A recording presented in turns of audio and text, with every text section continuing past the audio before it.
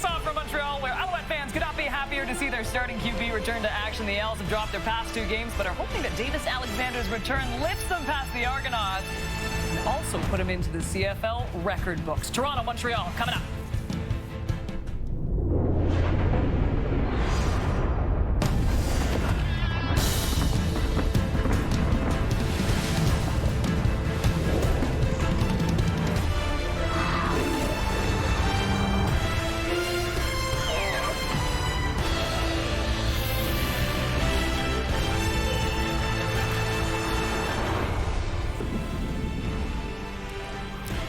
That's the franchise guy right there. No doubt about it.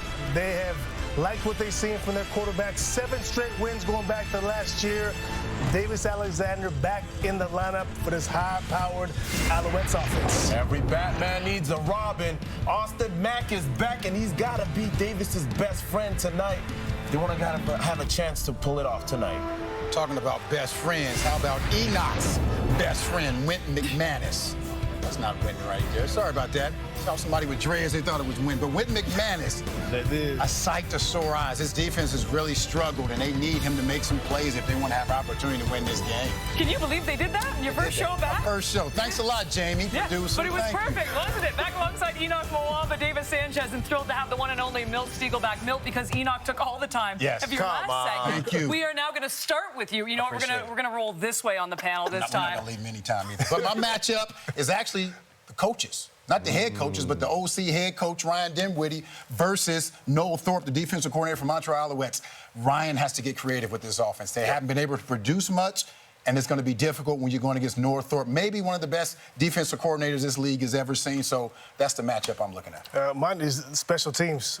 Toronto's got to find a way. They cannot win this game. They will not win this game if they don't win the turnover battle or score on special teams. They got to find a way to make a difference on teams. There's not going to be any surprises. The Montreal Alouettes are going to bring pressure. That defensive line against that offensive line is going to be the sight to see right now. And if the offensive line can protect for Nick, they might have a chance. I'm going to tell you, there's 3 of you now. I never expect to have 40 seconds left in my ear, but here we are. Davis, I got to admit to you, though, this is the biggest spread of the week.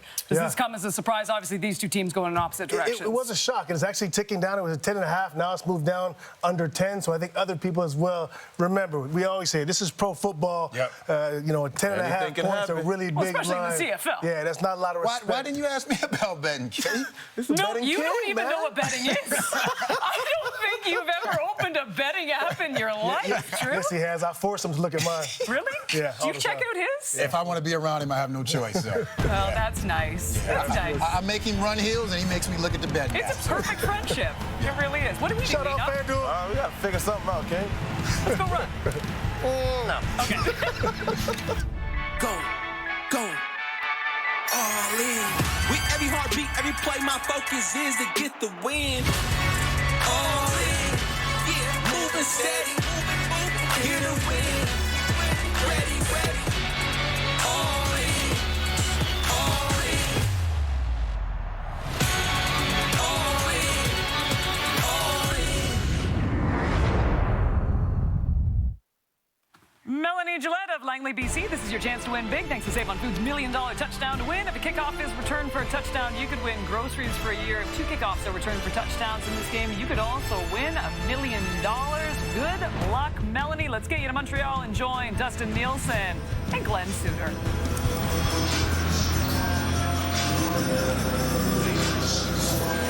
Thank you, Kate, and welcome back, Milt. It's great to see you, buddy. Week 7 begins with Thursday Night Football here in Montreal, the second of 3 meetings this season between the Argos and the Alouettes. Toronto lost that first matchup of the year and has just 1 win since. Montreal's dropped back-to-back, but they're welcoming back their quarterback. Yes, they are, and we want to welcome back Milt. Of course, on a personal level, you know, Milt, that the entire crew has your back. On a professional level, great to have one of the best analysts in North America back on the panel. Yes, you do have Davis Alexander from Montreal back in the lineup.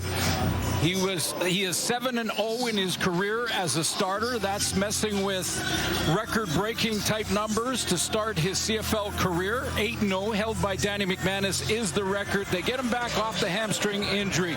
Chad Kelly is not quite ready for the Argos, so it will be Nick Arbuckle. He ranks 3rd in the league in passing yards, but is just 1-4, 2-4 versus the Montreal Alouettes. Just one win this season for Ryan Dinwiddie. Good news was it was on the road, and it was against Ottawa. He's 8-4 versus Montreal in his career.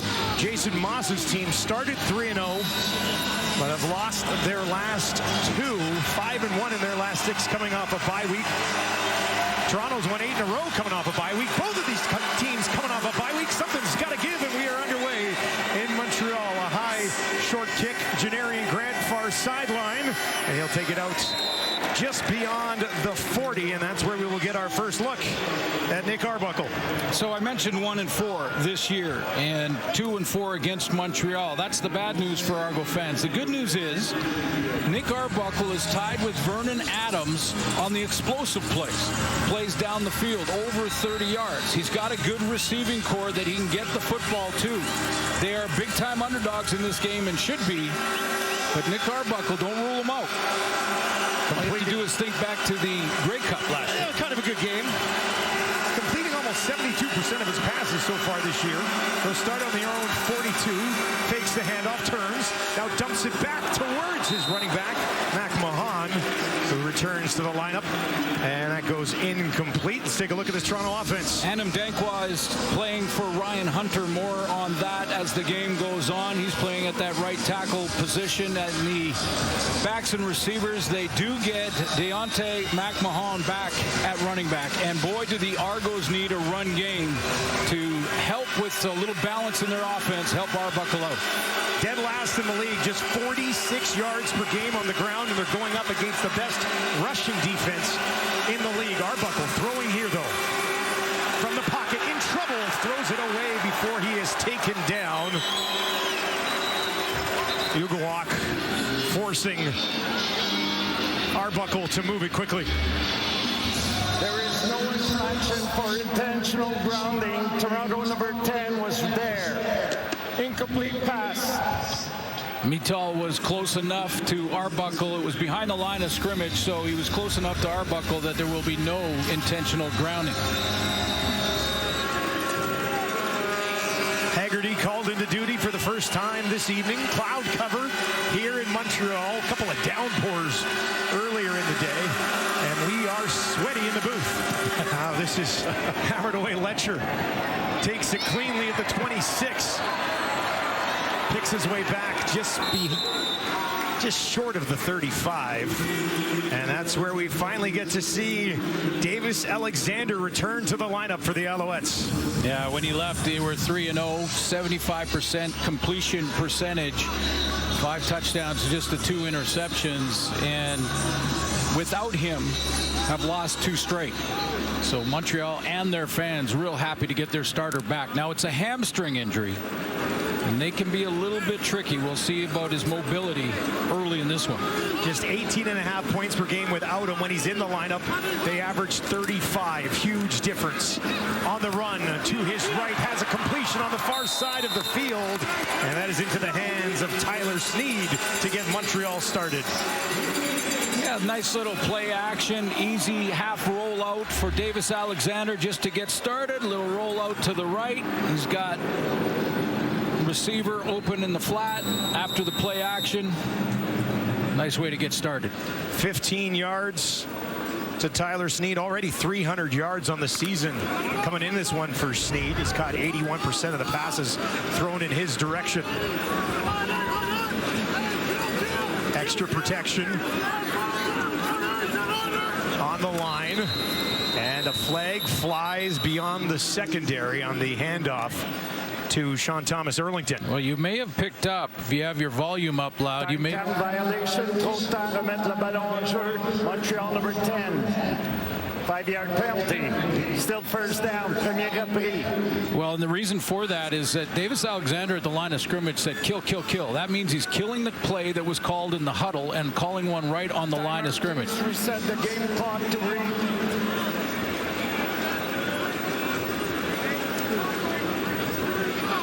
But they're making an adjustment to the clock. Threw a couple seconds on it, I believe. First and 15 after the 5-yard penalty. Alexander looking for his running back again.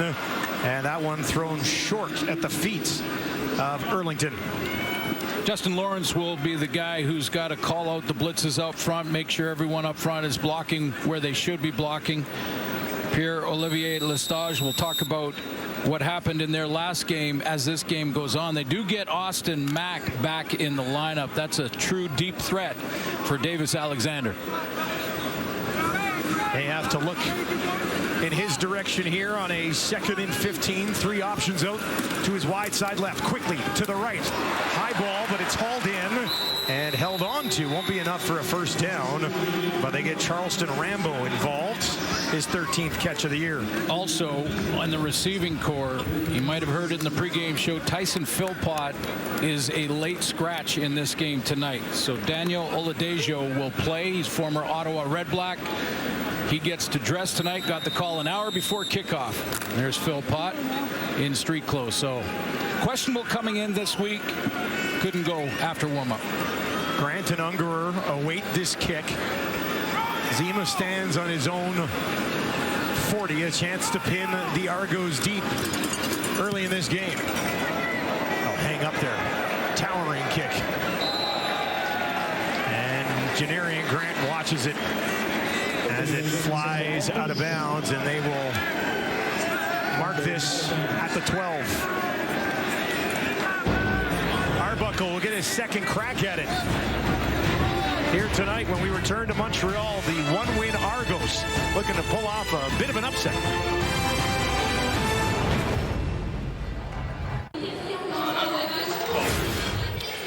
Well, maybe the most important thing in football, Suits, is to look after the ball, and one of these teams certainly does. The other one, not so much. Yeah, that's a very telling stat line right there, especially the takeaways. Montreal leads the league with 13. They're tied and back there in 9th is the Argos. So that's the difference, and that's what has to change for Ryan Dinwiddie's group. Argos, they'll hand it off. McMahon cuts it back. Had some lead blockers helping him pick up a few yards on first down. Isaac Adiemi-Berglund leads their team with 3 sacks so far on the season. In the linebacking core, Najee Murray will move from the halfback spot down into that linebacking core, be the cover linebacker. And back in the secondary, the leader is Kevion Ento, is the leader in interceptions. I have a feeling that Marc-Antoine Dequoy is due. There's your pregame prediction. He's due for something tonight. On the ground again. First down. McMahon takes it out beyond the 25. And boy, if they can establish the run early in this game, that could go a long way. That one's good for 6. Well, they've got to. I mean, there's just no question about it. McMahon back in the lineup. They've gone through a couple of guys now. And I would even say and suggest that the Argos may miss Kadeem Carey at this point in the season without a run game. I mean, they rank dead last rushing the football.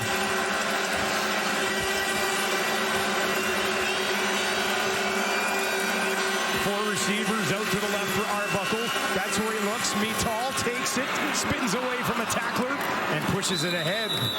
Got about half of what they needed through the air on that time. So here's Toronto's run game, and it has just been non-existent at 46.2 rushing yards per game. That's dead last by a long shot. It's not close. Against the Montreal defense, ranked number 1 against the run. So it's going to be a tall order. But 2nd and 5 for Nick Arbuckle, where he can manage the game and then make those big plays as it evolves, is going to be crucially important. Certainly would make things a little bit easier for Arbuckle. He wants to throw here. bouncing around the pocket.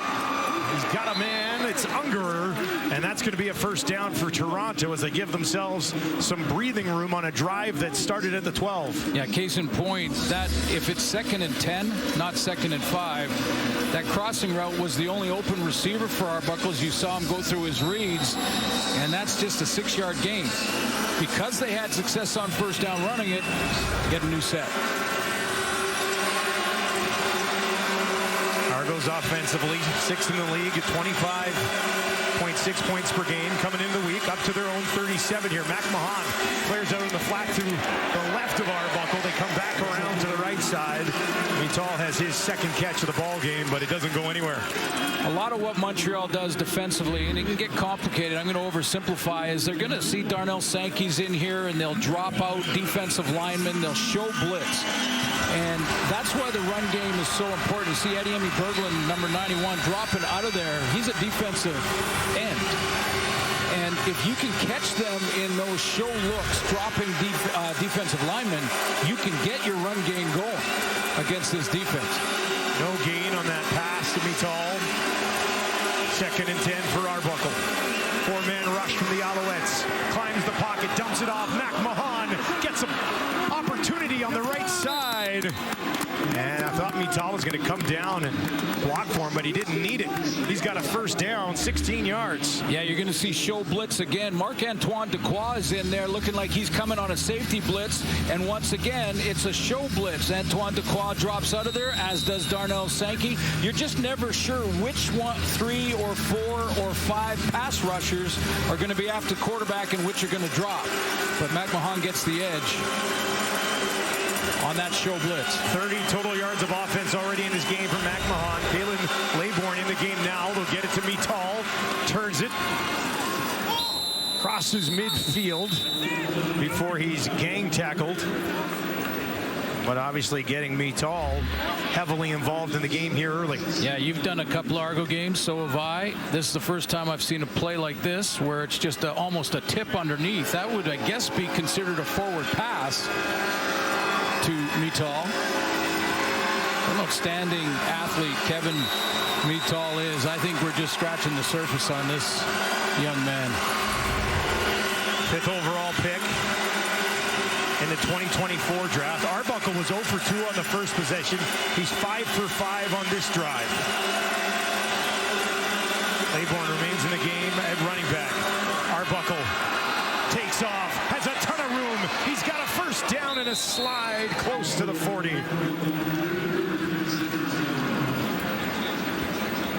So Laybourne is the running back on this play, and he's going to go out of the backfield quickly, and watch who covers him. Darnell Sankey's going right to him.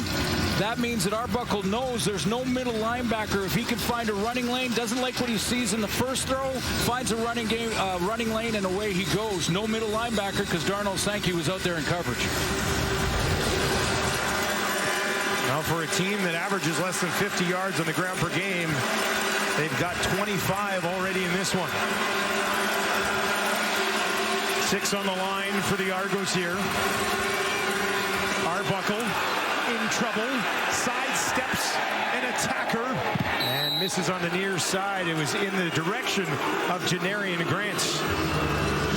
Talking about Kevin Mital Laval back home, playing in front of, what was it in the pregame? About 35 family and friends. That's a good chunk of tickets. Had to get tickets for over 100 yards last week. 8 catches versus Hamilton for 104 to be exact. And like I said, I think he's just getting started. He's understanding the nuances of the game. What his offense is leaning on him a lot more, and he's become a very reliable receiver. That's their only 100-yard game of the season for a receiver. 3-man, Arbuckle gets it away. And on the near sideline, Mital hauls that in. Kennedy was on his back, but 10 in white comes away with it. 4-yard pickup. Bit of a sidearm throw from Nick Arbuckle because of the pressure. Had to throw around that pressure. Eddie Berglund has a free lane to him, so he bails quickly. It looked like Robert Kennedy may cut underneath that. He's playing at that halfback spot for Najee Murray, who's moved up into the box. Strong hands by Mittal to bring it in. And it'll be 3rd and 6. Field goal opportunity, though, because of that catch. Without it, they're out of range. 45-yarder. Argonauts for the first points of the evening here in Montreal. That kick is up, and that is straight down the middle. And a drive that started on the Toronto 12 ends in points. Davis Alexander. More on him when we return to Montreal. Davis Alexander back at the helm of this Montreal offense. Already in some pretty good company there, isn't he? Yeah, if he gets to 8-0, he ties Danny McManus. Now, okay, so Bo Levi Mitchell and Davis Alexander are still playing. Who do you pick in your fantasy? You get one pick. Yeah, easy answer, man. Damon Allen. Rushing yards. You get rushing yards in fantasy. Oh. It's a cheat code. Damon Allen would have been the first pick for 10 straight years. Alexander, Rambo. First down and a little bit more. 13 on the play for Rambo. Well, I've been watching Davis Alexander real closely because a hamstring can be a tricky injury. It's still in your mind even when you're healthy again, and the health, you've been cleared by the medical staff that the hamstring is solid and intact. And you see he moves outside, gets that lead shoulder around. Really good at throwing from rolling out on his left side. Travis Tice in the game at running back, stands to the left of Alexander.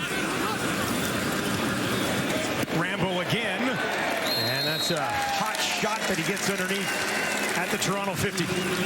Andrew Chatfield has been a story this year. Rookie out of Eastern Washington, played one game in Ottawa and then was traded by the Argos. More on that as the game goes on. They get their leader back in the middle in Winton McManus. That's going to make a huge difference, especially against the run. And I don't know, I just have a feeling about the safeties tonight. Derek Sluka has made some big plays, and they need some big plays out of that back end. That's a quick hitter, near side. Speaker for the first time today. Very close to a first down, and they do have it. This is a nice response here from Montreal after a 7-minute drive for the Argos. That's big drive from Toronto, just over 7 minutes, and now Davis Alexander looking to respond. And about 5 yards from comfortable field goal range at the very least. Jose Maltos, long on the year, is 50s, connecting at just under 89%. Pressure from Toronto. Alexander found his fullback. Oh, man, I just watched Davis Alexander after the throw kneel down on one knee right after the throw, and I went, oh, no, oh, no. And then he went and tied his shoe. Oh. So that's okay. That's okay. Well, we're looking from the booth now. Watch, here he goes, and then he watches this, and then he goes down, and I thought, uh-oh. And then, no, it was just got to get my shoe tied. There we go. No reason to panic. Alexander near side. Big hit on Speaker. Looks like McFadden got the worst of that. 7-yard pickup. Bring up third down, likely field goal attempt. Well, Speaker got the ball just in time to turn around and be able to absorb this hit and actually, become the nail or become the hammer a little bit here. See how he gets a chance to turn and then lower the shoulder. Hopefully McFadden is okay. It's one of those stingers where... As they look at McFadden, we'll step away.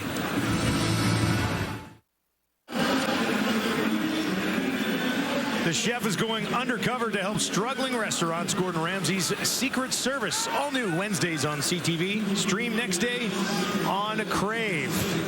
3rd and 3.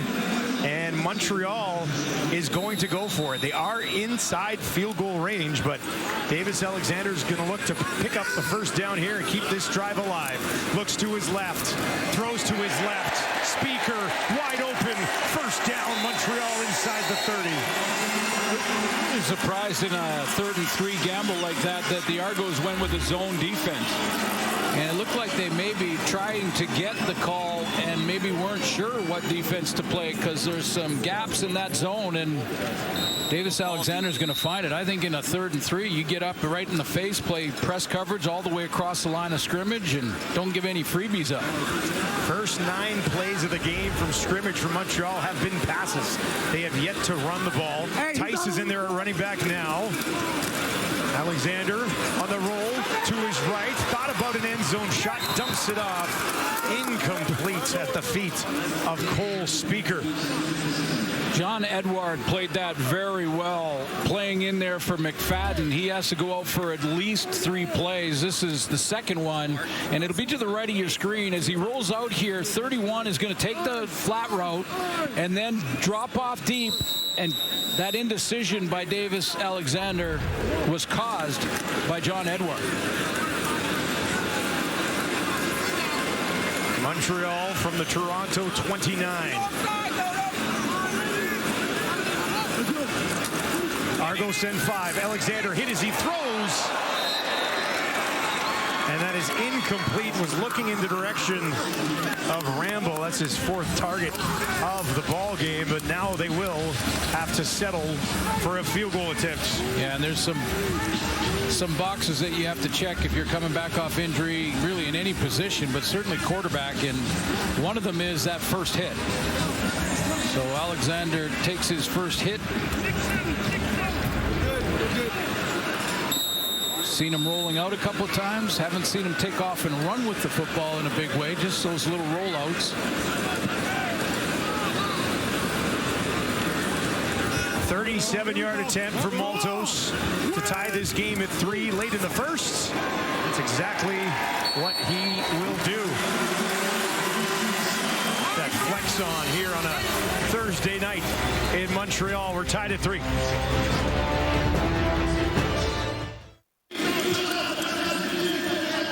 8 of 11 in his return so far. For more on Davis Alexander, let's send it down to Matthew Shinetti. Yeah, Glenn, I was watching in that last series when Davis Alexander went down to check his shoes, just as you were, because he's been dealing with this hamstring issue for months as he was training in the offseason. But competition is who Davis Alexander is. Not only tonight is he looking at 7-0 and potentially looking to tie Danny McManus for the best start a QB has had in the CFL.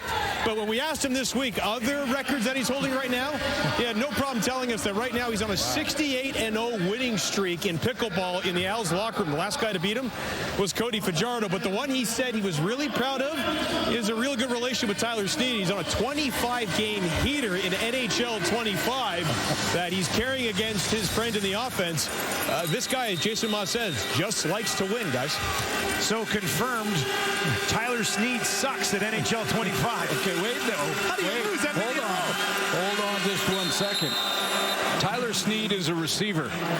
You think he's going to beat his quarterback down? So he's letting him win. All I'm saying is maybe you don't back check Wow. in NHL all that hard when it's your quarterback and you. First down, s'inverse de pénalité, premier.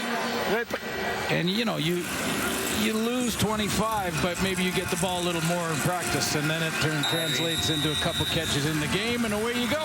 Folding in video games for targets. Unbelievable.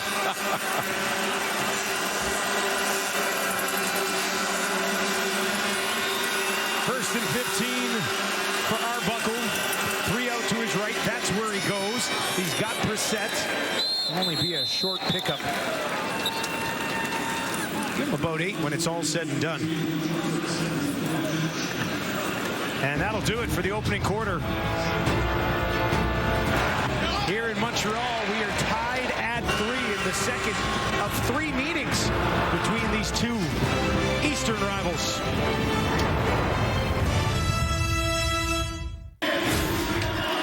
Welcome back to Thursday Night Football. Alouettes and Argos tied at 3. Pretty even there, but but you notice no rushing yards for Montreal. That's because they did not attempt a rush so far in this game. It's been all Davis Alexander throwing the ball so far. What have you thought of him? Well, I think he's cautious. I think he's being cautious with that hamstring. And I mentioned off the top of the show that a hamstring can be tricky. It's something that's in your mind. Even if you feel healthy and strong, it's still there. You're just a little reluctant to push off and try to redirect full speed. And it looks like he's been a bit cautious. It really hasn't affected his accuracy or anything like that. But whether you're Montreal or the Argos, as we mentioned in the first quarter, a little balance in the offense is going to help him, and that's where Sean Thomas Erlington needs to see a couple of touches.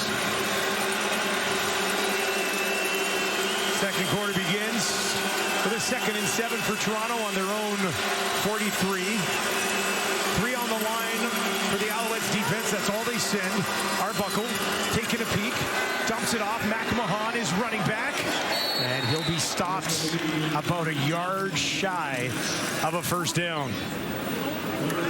So the team that is last in the league coming into this game, under 50 yards. Now, McMahon only had 2 carries in the first quarter, but that's the type of way you can get him the ball.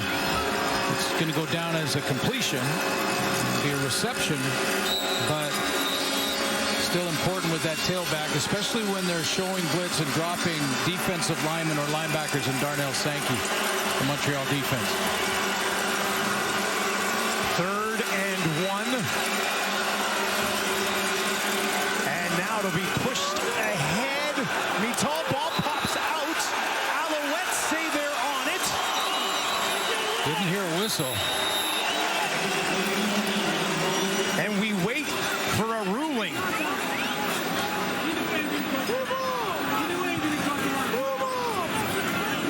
This is that turnover ratio we talked about early. Maybe trying to get some help from the replay center in real time. Well, I'm curious if they got up to the 50, which is what they needed for the first down. I don't think we had a official spot there either, but the ball is sitting on the 50. Here we go. The ball carrier forward progress was stopped before he fumbled the football. La progression du porteur de ballon était arrêtée avant qu'il ne perde le ballon. On va mesurer. We'll measure. Now you just have to see, to your point, Dustin, is whether or not Mital got enough for the first down, but they're saying that his forward progress was not only stopped, he was going backwards when he lost that ball. Now, officially, you don't have to hear a whistle to stop the play. If the officials feel like it was stopped and then a few seconds later blow their whistle, they can rule as they did in this play. Could still end up being a turnover here, as they set the chains for a first half measurement. And it is enough for a first down. That was close. Montreal fans not happy, but Mital got it done.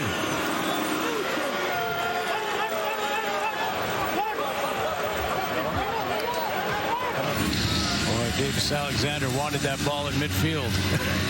He had his gear on. He was ready to get out there. Almost had it.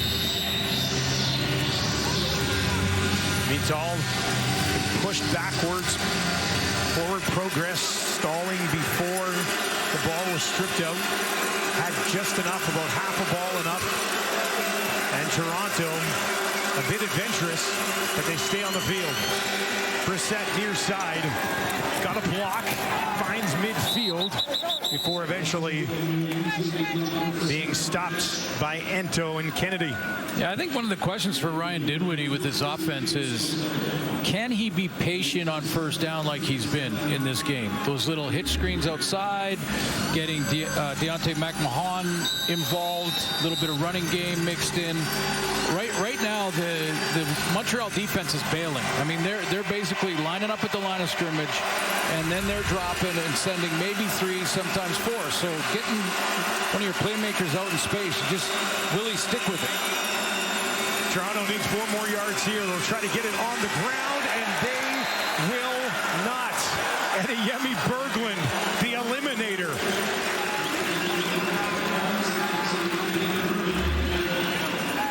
he steps in the hole there. I mean, this was up on the line of scrimmage, 5-man pressure, and Eddie McBurglin just beat his man on the outside, and that's where Ryan Hunter usually lines up. Not available for the Argos here tonight. Letcher awaits this kick on his own 10. Haggerty, one of the bigger punters in the league, kicks it away from the 46. End over end, down and over the head of Letcher, and in and through the end zone for a single. Argos on top 4-3. Big defensive stop here. Laybourne, nowhere to go.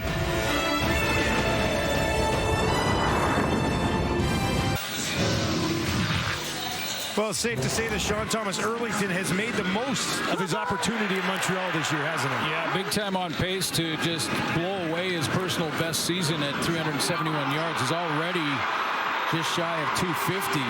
That big game against the BC Lions had 76 yards rushing and a nice fat 7-yard average. Alexander down the field to the 50. Now inside it as he goes to Austin Mack for the first time today.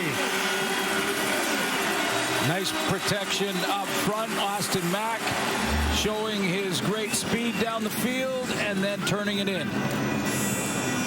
Best throw of the night, and the return of Davis Alexander, with Austin Mack coming right back to the ball. It's the longest throw of the night as well. 26 yards to Mack. Alouettes in business. Toronto side of the field here. Alexander pump fake. Steps up, wants a deep shot. He's one down the field for Mack. Broken up. What a play. Looks like he's okay. It's McFadden got a hand on it. It did look like Austin Mack got in behind by a step. Remember, Forrest McFadden had left the game and had to sit out 3 plays in the last series because of that stinger, and he plays inside in the deep third, and then when he sees the ball, it becomes a man-to-man situation, and great closing speed from McFadden. You can see the separation that Mack has created, but closing speed and the right hand on the knockdown. Or I'd like to call pass defended, or PBU. Pass broken up. I like the big PBU. 2 knockdowns for McFadden so far this year. That in behind Thomas Erlington, the intended target.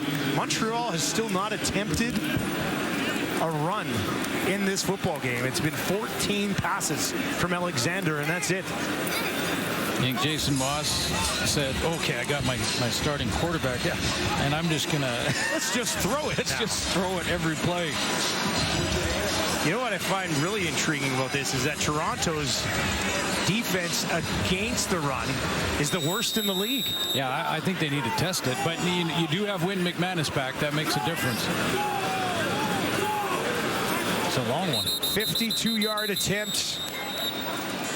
Janarian Grant waits back in the end zone. Timeout, temps d'arrêt, Montréal. They have enough. The wind is blowing into Maltos here. Yeah, swirling around a bit. Clearly he changed his mind. Yeah, and by the disposition on the sideline, I would suggest there wasn't enough out there. I only counted 11. So they will go to the punt instead. That would have been a pretty long kick into the wind that's coming out of that end zone there. Janarian Grant stands right underneath his uprights. Zimonata kick it away instead. Right from midfield. And that one through the end zone. Directional kicking for both these teams important in this game tonight. Keep them away from those returners. We will have more on Coxie when we return to Thursday Night Football.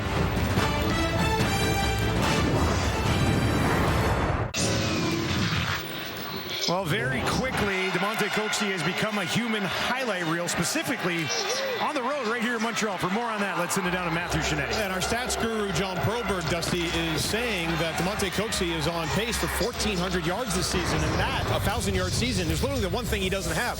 He's got rings, highlight reel catches. But I asked him this week if that 1,000-yard season would matter to him. He said no.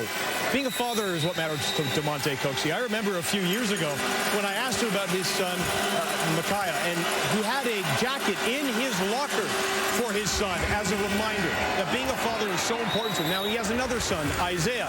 But this year, he had Malachi train with him in the offseason, and that mattered so much to Damonte Coxie because he said to us this week, he got to see me do what I do. I don't have to tell him.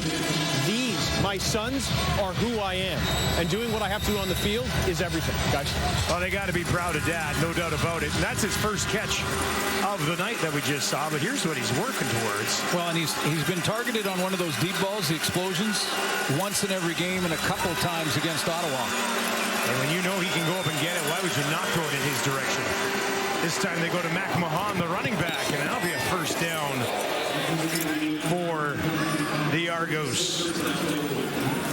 Nice when you can lead by example with your son and train and show him this is the work ethic that's necessary no matter what your kids want to do in their lives. But Damonte Coxie he's more than just a jump ball guy for sure. He's a route runner as well. Great hands.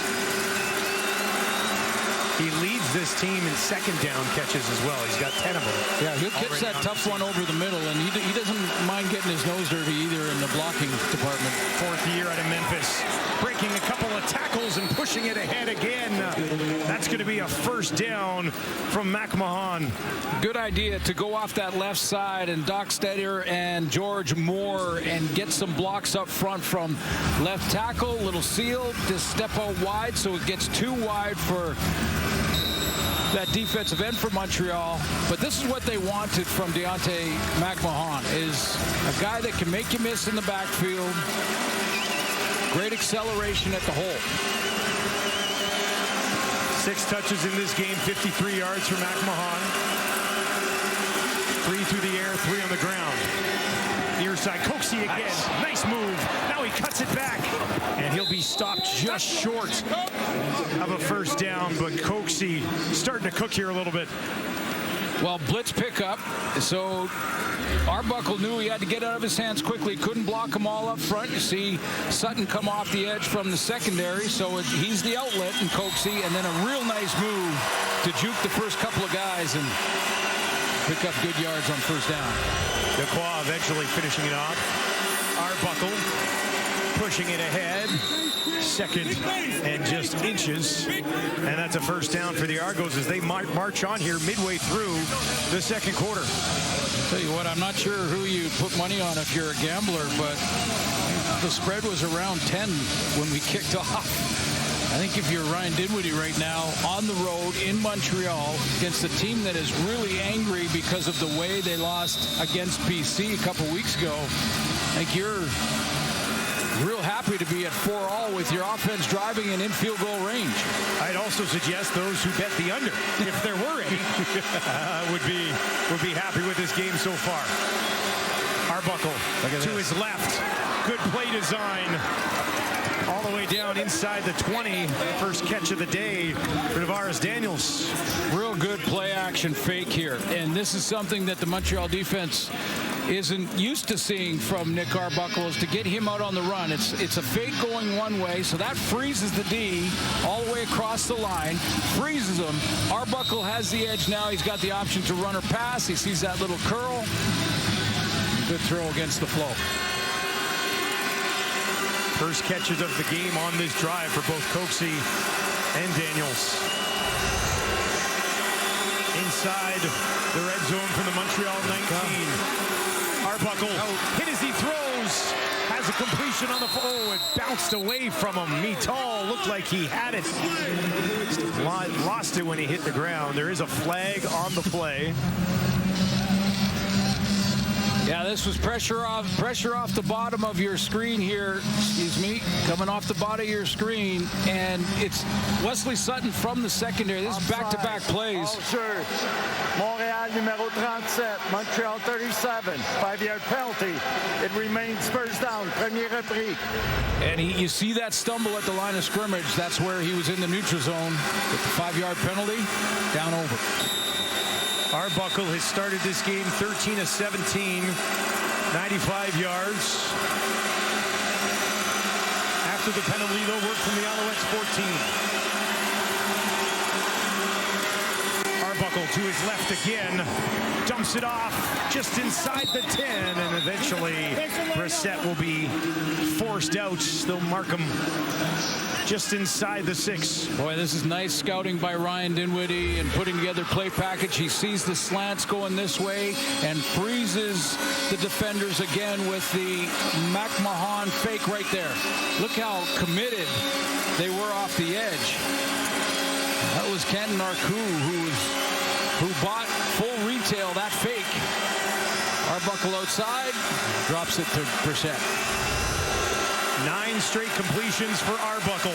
First and goal for the Montreal 5. Looks to his left. It's deflected at the line and falls incomplete.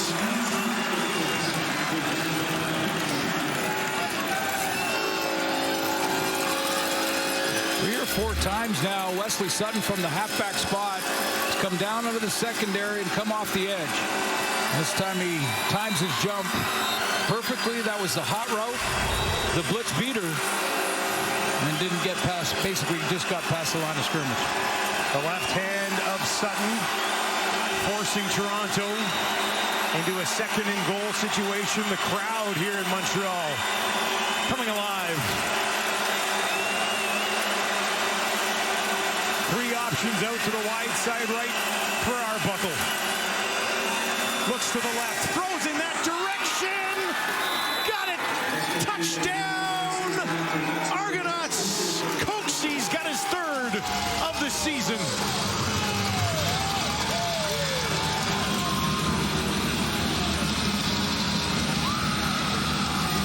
Real nice game plan against this defense. There's going to be no underneath help over here, no linebacker.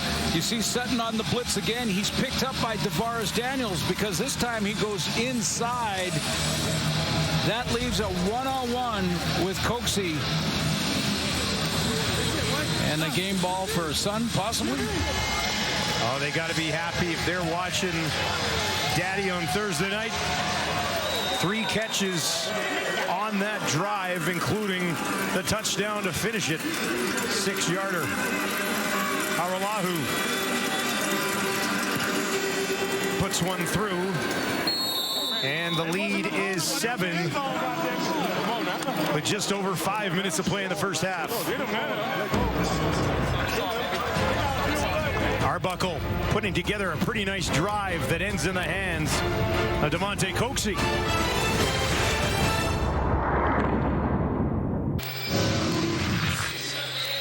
You're on the road. You're playing one of the top teams in the division, and you put together a 70-yard, 10-play, 5-minute drive that ends in a major, and you take a nice lead.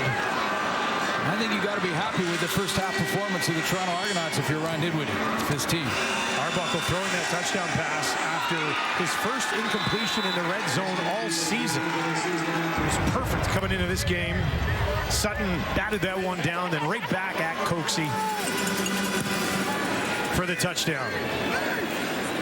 Fletcher takes it at the 15.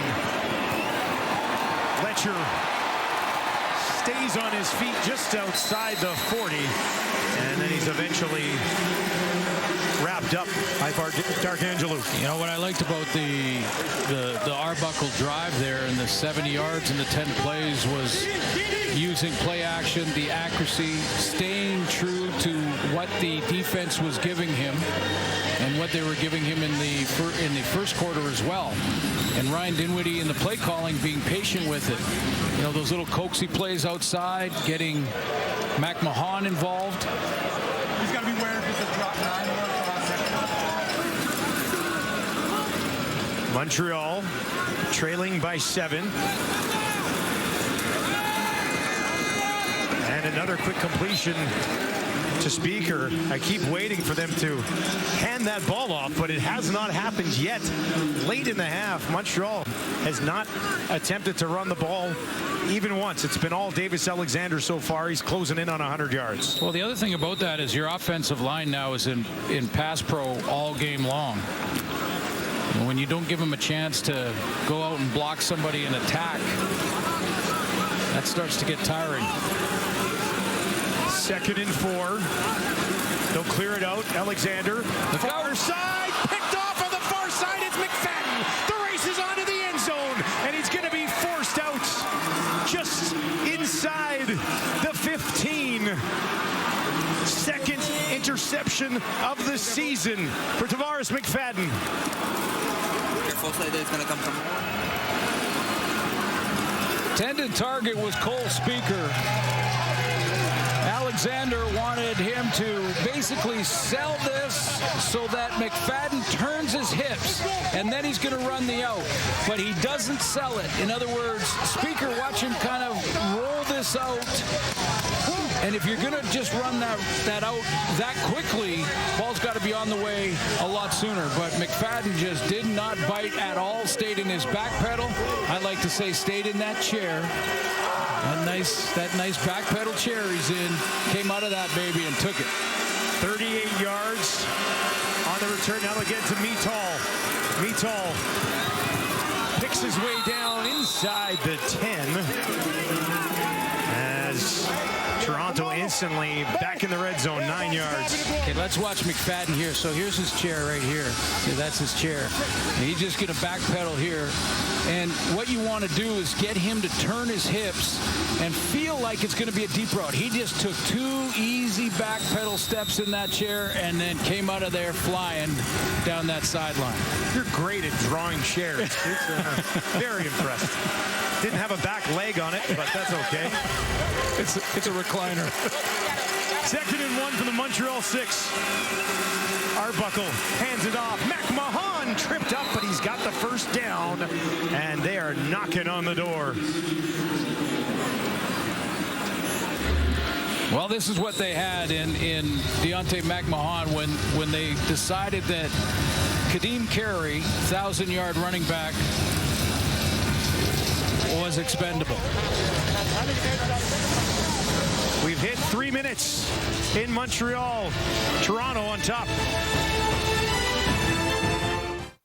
We would like to use this 3-minute warning to find out what Milt Stegall learned in the first half of football. Well, I did a preseason game, and his last name was McMahon. Now it's McMahon. It is, yes. Well, you know what I'm changing mine to? Stegall. Stegall? No, that's not equal. How about Stegall?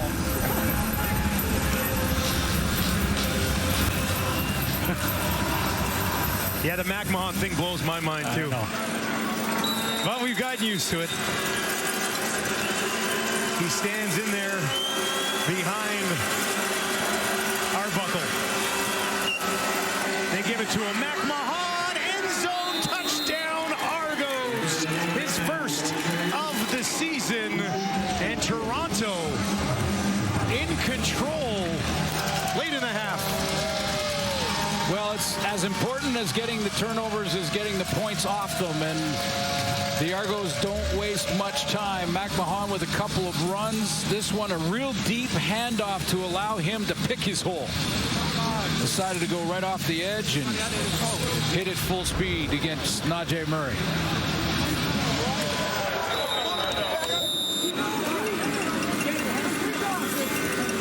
Big return to the lineup for McMahon.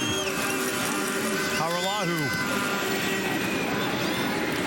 right down the pipe, and the lead is 14 with 2:46 on the clock.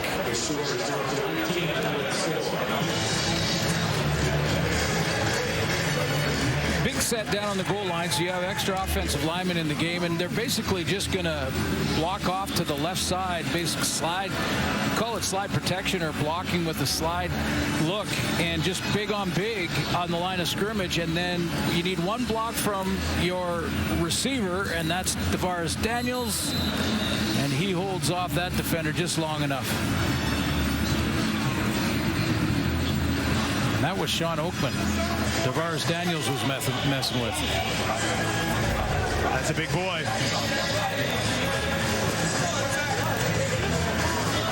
0 rush yards for Montreal in this game. Toronto is almost at their season average. They only average 46. They're at 43.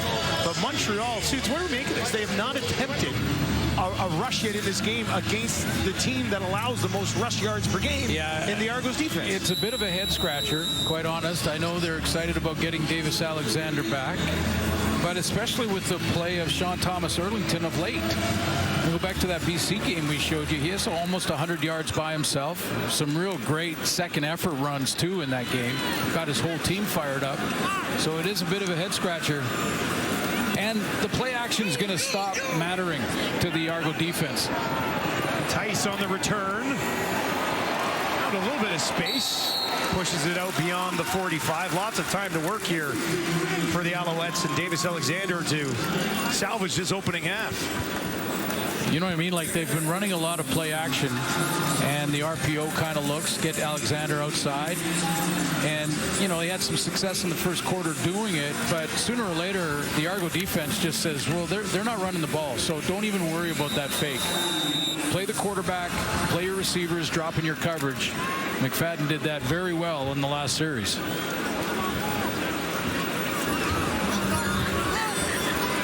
Tyson at running back this time. And they do give it to him. Pushes it ahead for about 3 yards. Maybe they should have passed. The armchair play-by-play guy. I'm frustrated because I was going to say, I'd bet you $1 million they'll run the ball here. Yeah. And they finally do. 3-yard pickup, 2nd and 7.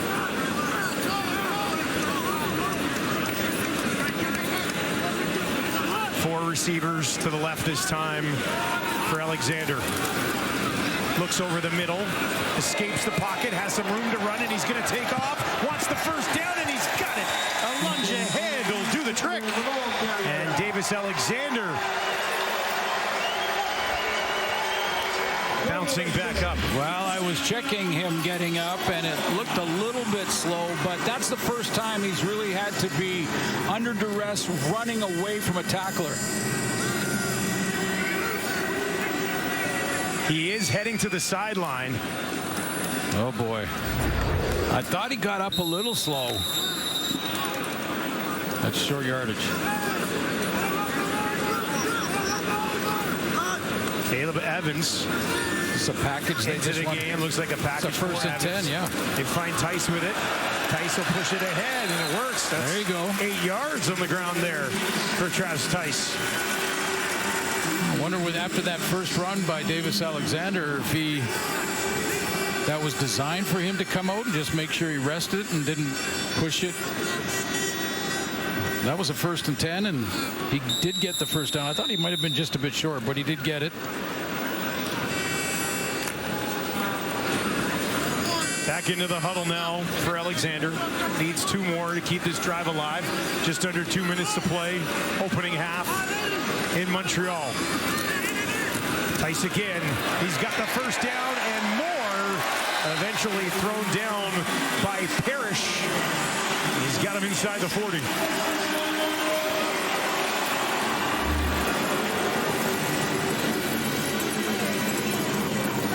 And in fairness to the play calling of this, and we're talking about just now getting to the run game for Jason Moss, those RPOs are the choice of the quarterback a lot of times. So in Moss's mind, it could be a run that he's calling. 4 straight runs on this drive. Has them down just outside the Toronto 35. They'll do it again. And Tice busts through the line, but goes down on the other side. That one's different. That's a straight run, which is a called run. But the ones where you see that tailback sort of attacking outside the tackle or just off the tackle on the offensive line, and the quarterback is riding that, taking a look at the defensive end, he can pull it. That's a quarterback's decision. 4 yards on the ground. Empty backfield this time. Alexander feeling some pressure, trying to bounce it to the outside on the run. Near side, Sneed was just waiting there, wide open, and it's a first down for the Alouettes. Yeah, when he redirected after he caught the ball, he did step out of bounds. That's right below our location, and Sneed does make the nice catch here. A little improvisation from Davis Alexander. Bounces around, gets outside, finds the open man. There he stepped with that right foot. About 2 yards past the marker. Second catch of the game for Sneed.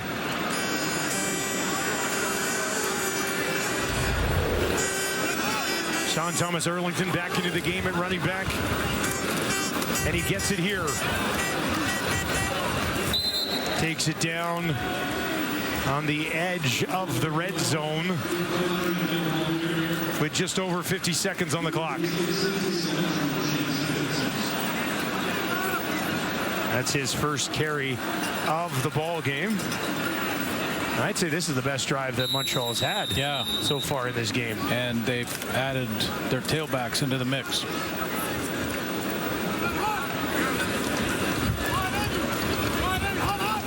Second and 6.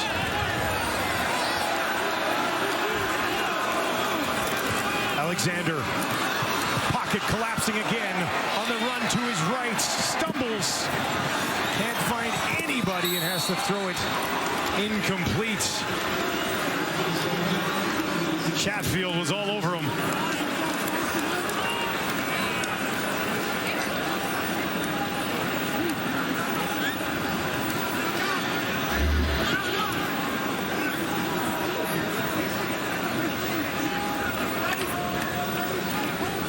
Davis Alexander wanted Sean Thomas Erlington out of the backfield. He was covered down, and then the race was on.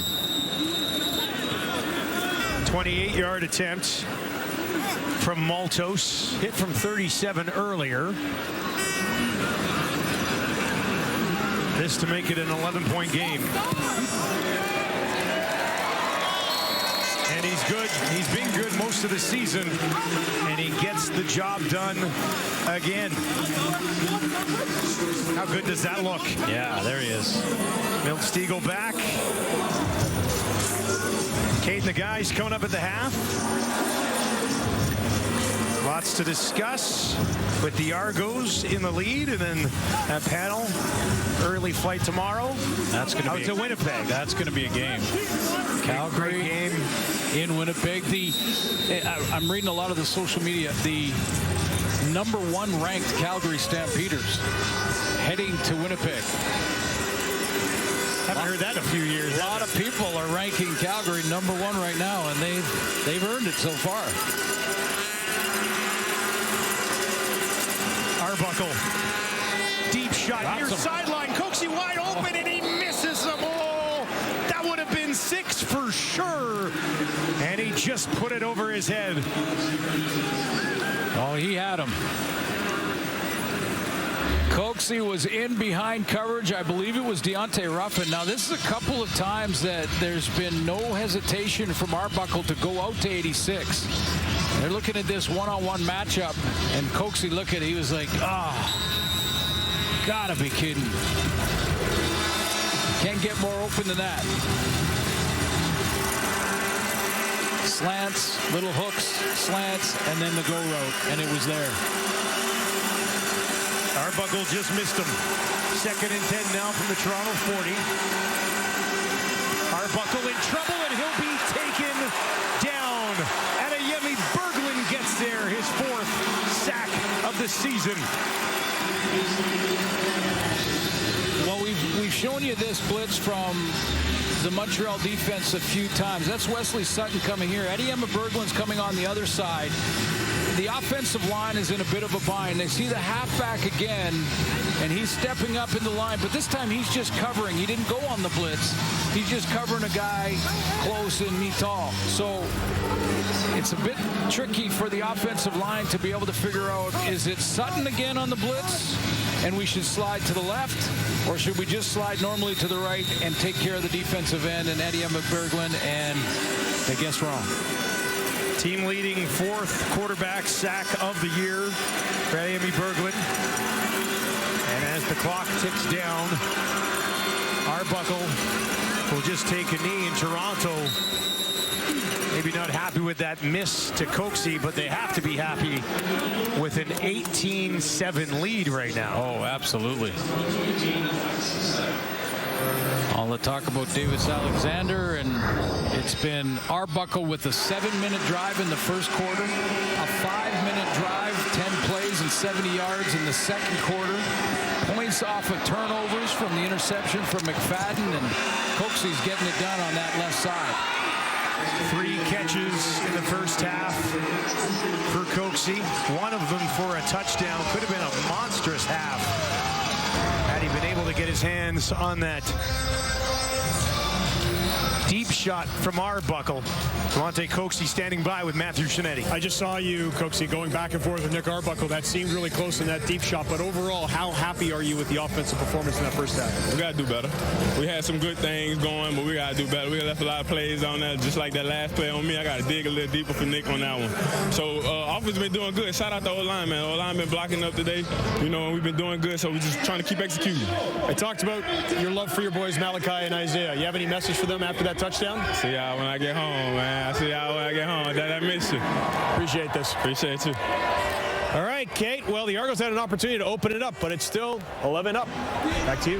Matthew, this is exactly what the panel predicted in the pregame show. 18-7 lead for the Toronto Argonauts over the Montreal Alouettes. Back alongside Enoch Mwamba, Davis Sanchez, Milt Stegall as we break it all down. And look, not to take anything away from this Argonaut defense, because they have been great in this first half, but Davis Alexander, I think we can all agree, does not look 100%. Yes, we saw that one run, but he did back it off a little bit, so that makes you think when it comes to a hamstring, I mean, how far are they willing to risk that? We'll have to wait and see. Right. But when it comes to the defense, Tavares McFadden, tea time, as everyone likes to call him around here, I mean, he has been phenomenal. He has been all over this field and a complete nightmare for this Alouettes offense. Yeah, absolutely. And you look at the plays that he's making. He made a huge stop with a receiver wide open, really.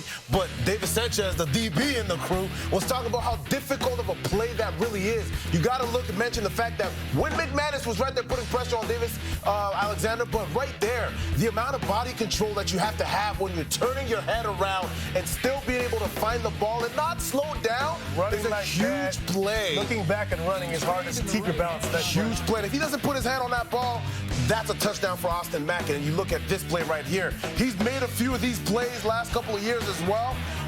The following play, he makes a great play right here, great play on the ball, breaks on it, and you're not catching him. So he's running, and he is impacting this defense in a great way, and this is exactly what this defense needed. We talked about it off the top, Davis. Right. Yeah, and impact, you talked about that. This team offensively needed somebody to make an impact. And we talked about the weapons they have. Well, one weapon that's really showing up today, Deontay McMahon. Like to say that, yes. And coming into this game, they really weren't getting much production out of their running backs. You know, they cut a couple of guys who had some success in the past, Kadeem Carey and Kevin Brown, and they said, McMahon, this is your job. And right now, he's doing a great job. Coming into this game, they really couldn't run the ball, only averaging like 46 yards a game. But right now, they really have a nice balance attack at McMahon. He's not only leading them in rushing with 30 yards, but he's also leading them in receiving with 29 yards. Ryan Dinwiddie is a wizard. He's one of the best offensive coordinators I've been around. I played with him. He knows how to utilize his players. And so far in this first half, he's done a great job,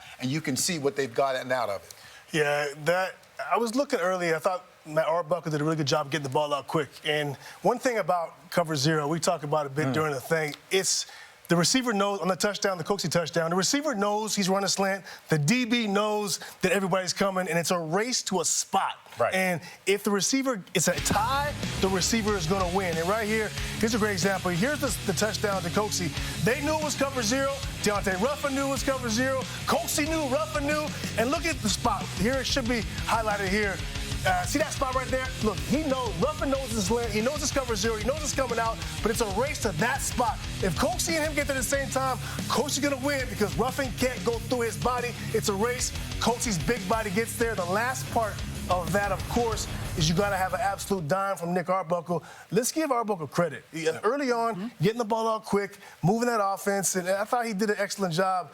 Obviously, that last one, they want that back to Coxie, but I thought he did a great job getting the ball out, executing when they had mismatches, and outnumbering them on swings and quicks. And you know what I love, too? You said before the game, Ryan Dinwiddie had to be creative in this one. Yep. And you know what? Give him full marks, too, because he certainly has with this offense. And you're right. Getting a guy like, obviously, Arbuckle going, too, that has been a massive help. Milt, I know you're back, and I know you wanted one thing in halftime, and it is a segment called Straight Fire! Coming up right after the break. Argos lead by 11. Thursday night football here in Montreal, the second of 3 meetings this season between the Argos and the Alouettes. He's one down the field for Mack, broken up. What a play! Got it! Touchdown! Argonauts! Coxie's got his third. Alexander, the far side, picked off on the far side. It's McFadden. They give it to him. Mac Mahon, end zone touchdown. Argos, his first.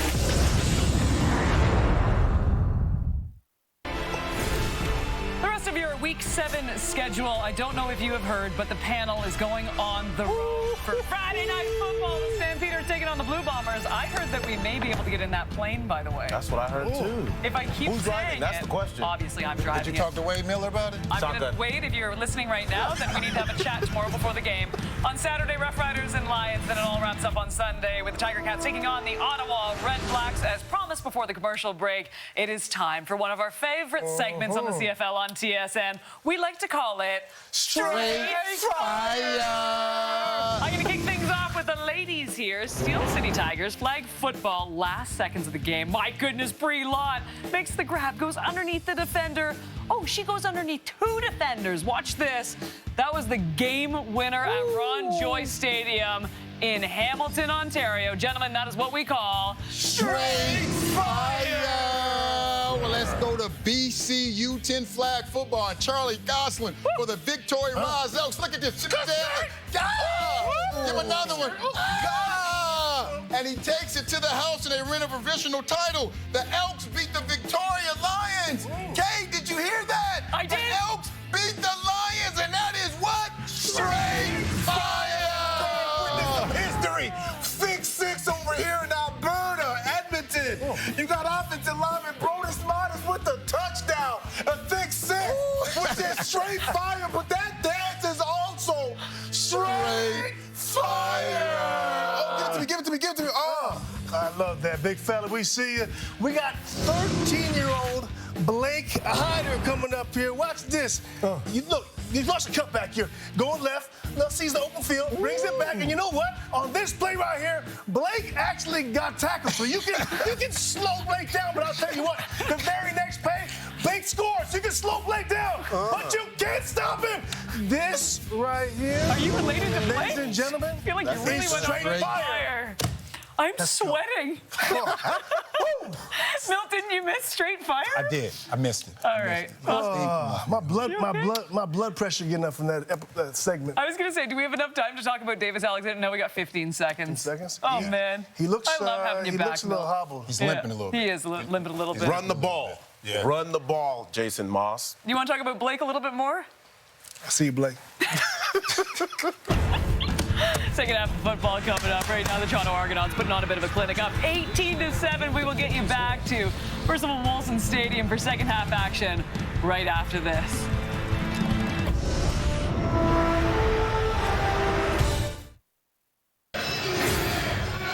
Welcome back to Montreal. The Argos lead 18-7.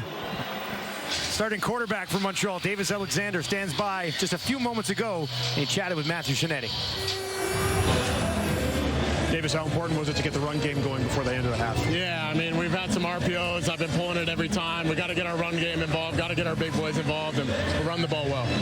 We're all looking at you when you're running and you're going down and you're coming. How are you feeling? I feel pretty good. I mean, I don't think it's hindering me much. I'm able to get away if I need to. I don't think they've gotten to me much, so yeah. I appreciate this. Thank you. All right, so he says he's feeling okay, and he says they got to keep running the ball. Not hampering him much. Yeah, that 35 yards rushing you saw for Montreal on the stat sheet was all in the final drive of the first half. But that was Davis Alexander again telling us that the RPO play is potentially a running play if you give it to your back and not pull it. He said, I got to start doing that a little more. 16 consecutive passes to start the football game for Jason Moss and the Alouettes offense. Montreal will have the ball to start. This is the second of 3 meetings. If Toronto can finish the job here, it would be a split so far. They meet again in September, and that would decide the season series. Letcher and Tice wait to return the opening kick of the second half. Thank you for joining us on Thursday Night Football. Second half underway. Tice takes it just inside the 20. Back to the 30. A little bit further before he stopped on the far side of the field. Johnson in on the tackle. Well, let's take a look at Davis Alexander's first half. Got outside with the RPO play action. He was pulling it. Quick throws here. Looked like the hamstring was doing just fine, especially when you roll to your left and have to twist your torso around to get that ball out. That one nice deeper throw, intermediate area to Austin Mack. There's him scrambling. I wasn't convinced that he's good with the hamstring. It was more of a, yeah, it's fine. It's not hampering me. Toronto, their only win of the year. It's the only time they led at the half so far this season. Montreal is 0-1 when trailing at the half, and they'll start the half with an incompletion. Let's go, D!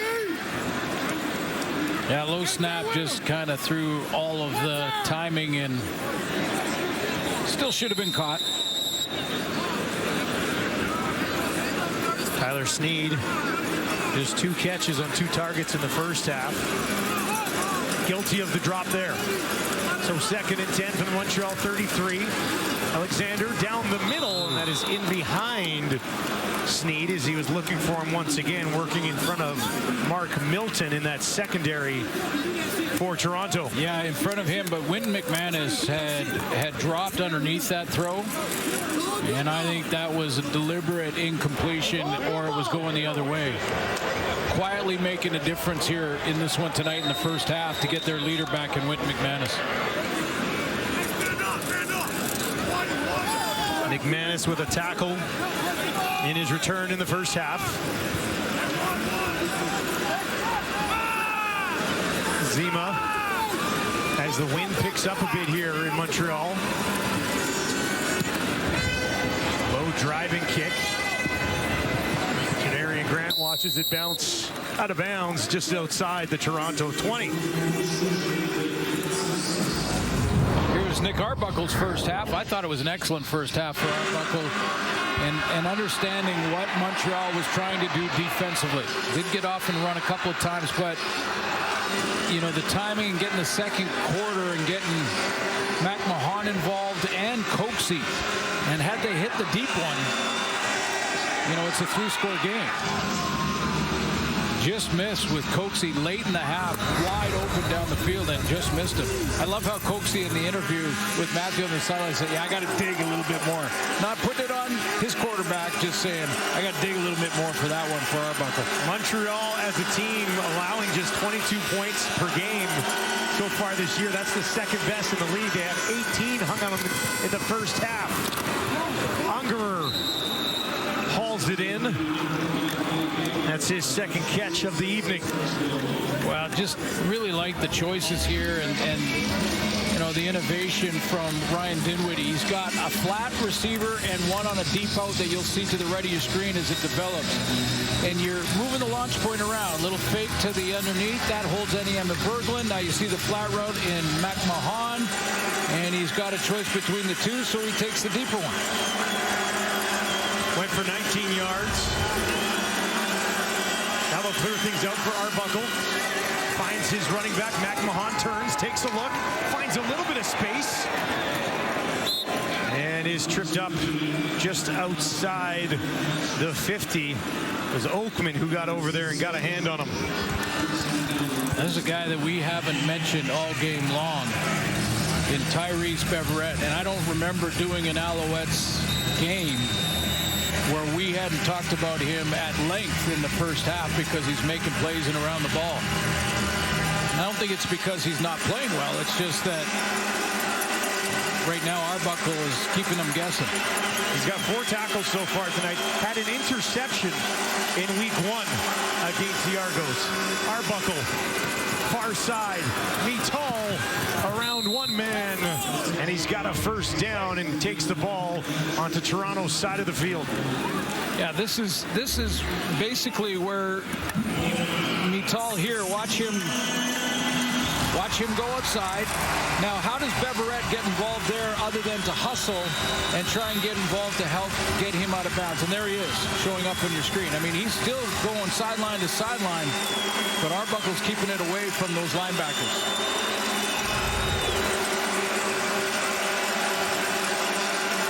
The work from the Montreal 53. Mital hangs on to it, got popped by Dequoy, but he hangs on to it. That's his 7th catch of the game. Najee Murray was coming on a blitz. He got picked up and big. That's Murray to the left corner of your screen. He goes on a blitz, so Mital just says, I've got the safety covering me. He's got a long way to go coming from the deep middle. And I should be open for this hot route. He is. And the block by McMahon on Murray is a wow block.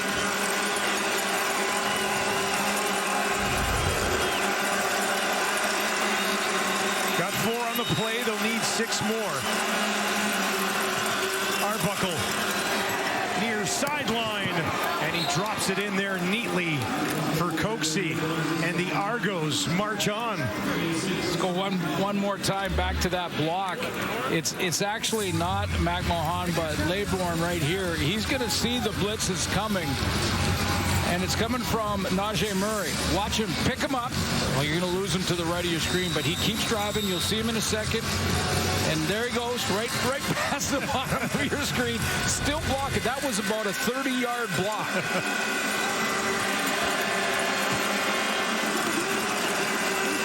Rookie out of Marshall remains in at running back. And they'll give it to him. Pushes it up the middle. Short gain on first down, but second and manageable for Toronto. Kalen Laybourne is rotating in and getting a chance to carry the football a little bit here too. Real nice cut into the A-gap between the center and the guard. That would be strong A, to the strong side of the field between center and guard. Arbuckle's 5 for 5 on this drive, 48 yards, 2nd and 6 for the Alouettes 32. Arbuckle, far side, and that is hauled in. Mital again, 8th of the game. Have yourself a night.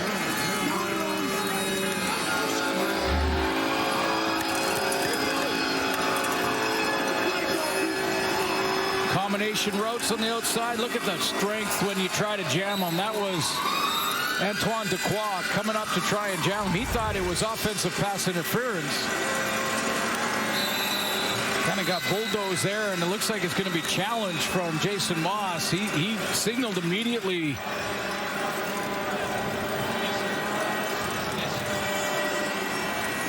OPI. See him say OPI, yeah.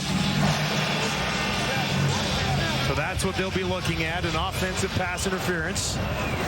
Montreal is challenging the previous play for OPI by number 11 on 24. Montréal demande une révision pour une interférence offensive. Le jeu va être révisé. The play will be reviewed by the replay center.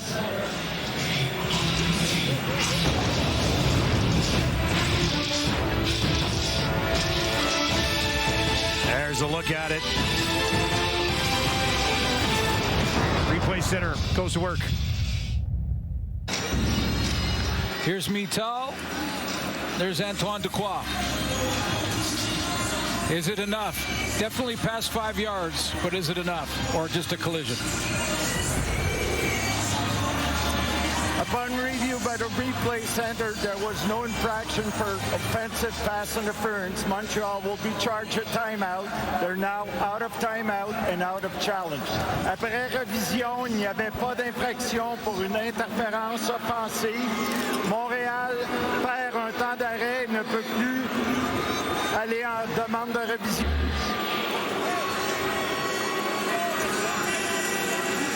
And the ruling here is that Dequoy was trying to cut off the route.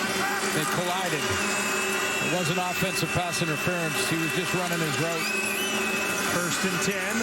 Arbuckle, wide open, end zone, touchdown, Toronto. Unger's got it. And the Argos strike again.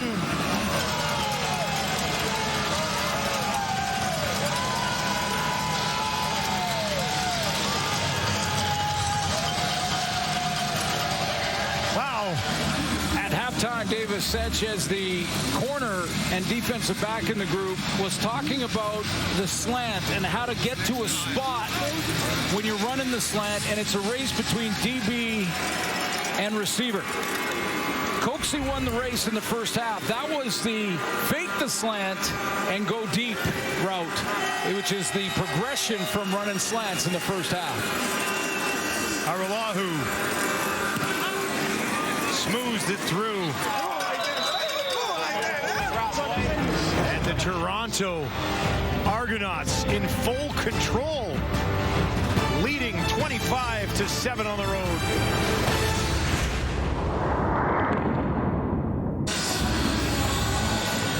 So as zero coverage, as David's mentioned, no help in the middle, so it's one-on-one, and you got to race to the spot. Receiver and DB on a slant route. There is the spot. Here's the route, and this time Unger says, "Oh, I'm not running to the spot." Ento thought it was slant, jumped it. Unger went deep. An 8-play drive that went 84 yards. Arbuckle goes 7 of 7 on the drive for 80 yards. And his second passing touchdown of the game. Toronto's 3 for 3 in the red zone so far tonight. Letcher on the return, jammed up, slammed down by Deadrick Henson. Well, I would suggest right now that the Alouettes are reeling a little bit. I mean, you're taking a look at a team heavily favored, getting their starting quarterback back in the lineup, and Davis Alexander got Austin Mack back in the lineup, and really on all three phases been the second best team here tonight. Oh, we would have had it. But what a... But they were in zero, so we kind of... There's Arbuckle talking about zero coverage. No help. Corner has to fight for that slant route.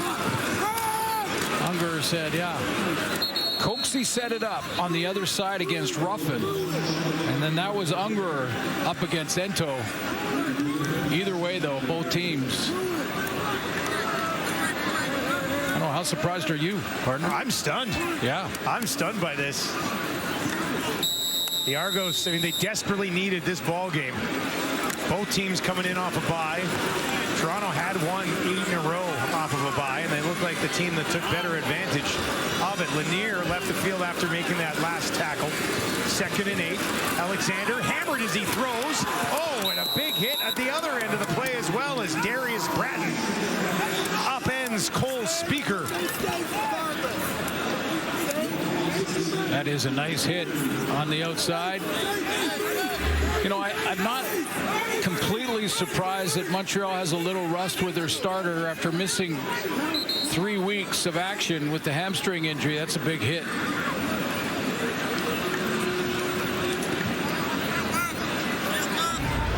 I am quite surprised with the defense. But again, full credit to Ryan Dinwiddie in this game plan for Nick Arbuckle tonight. It's been outstanding. Argos defense allowing almost 33 points per game. 8th in the league. Only Edmonton worse. Whoa. That one hops in. Picked up and hammered away. Janarian Grant takes it at the 25. And Grant into a pile just outside the 30. And he is driven back. What a night so far for Nick Arbuckle. 23 of 28, 198 yards. 2 majors.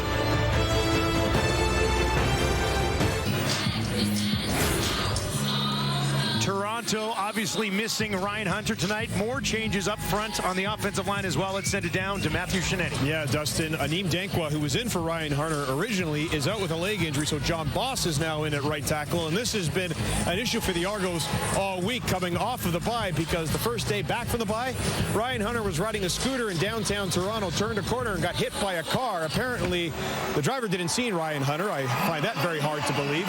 But this is just another situation the Argos have had to deal with. A lot of injuries throughout the year, a lot of injuries to key leaders on this offense, but particularly with Ryan Hunter, he's the most outstanding offensive lineman, and he's moved around this line quite a bit, so it is a big loss, but the Argos seem to be adjusting to it.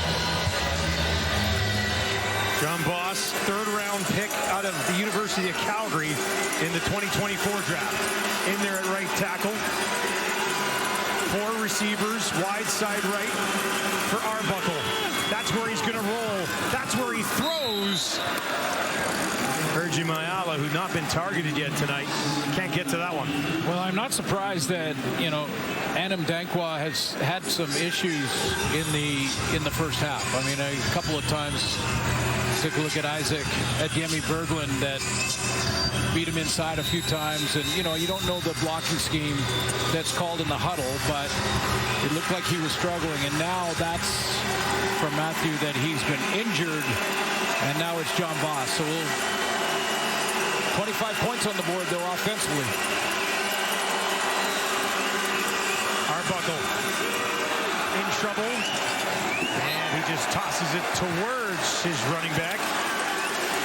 But that will bring up third down, and Montreal's defense finally causing some issues for Arbuckle and the Argos. This was basically a designed screen pass, so there's going to be pressure because they're going to allow pressure. And Darnell Sankey sniffs this out. He realizes they're trying to set up a screen here. They're just letting our defensive line go free, set up the screen. I would make it difficult for Arbuckle to make that decision and make that throw. Darnell Sankey made the play. Haggerty awaits the snap. Letcher awaits the kick. It's a big one. Letcher has the back pedal, takes it inside the 20. Can he find a seam? A burst on the far side of the field. Brings the crowd to its feet, and he's eventually forced out around the 50. And what has ended up being an absolutely beautiful evening in Montreal.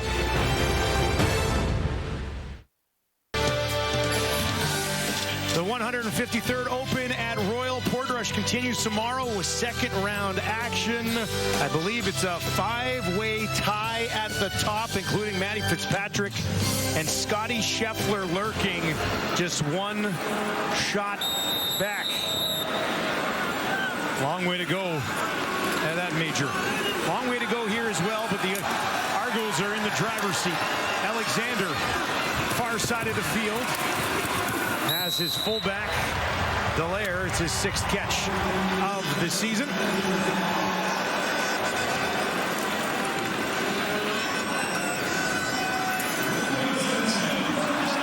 I don't think the running game for Montreal should be abandoned just yet. There's still over a quarter to play. And I wonder how much they miss Tyson Philpott in the lineup, a guy who's a deep threat. And when he's not getting the ball, but he's running those deep routes, it opens up the underneath stuff for the rest of the receiving corps. Undoubtedly miss him a lot. 3 touchdowns on the year already, almost 300 yards as well.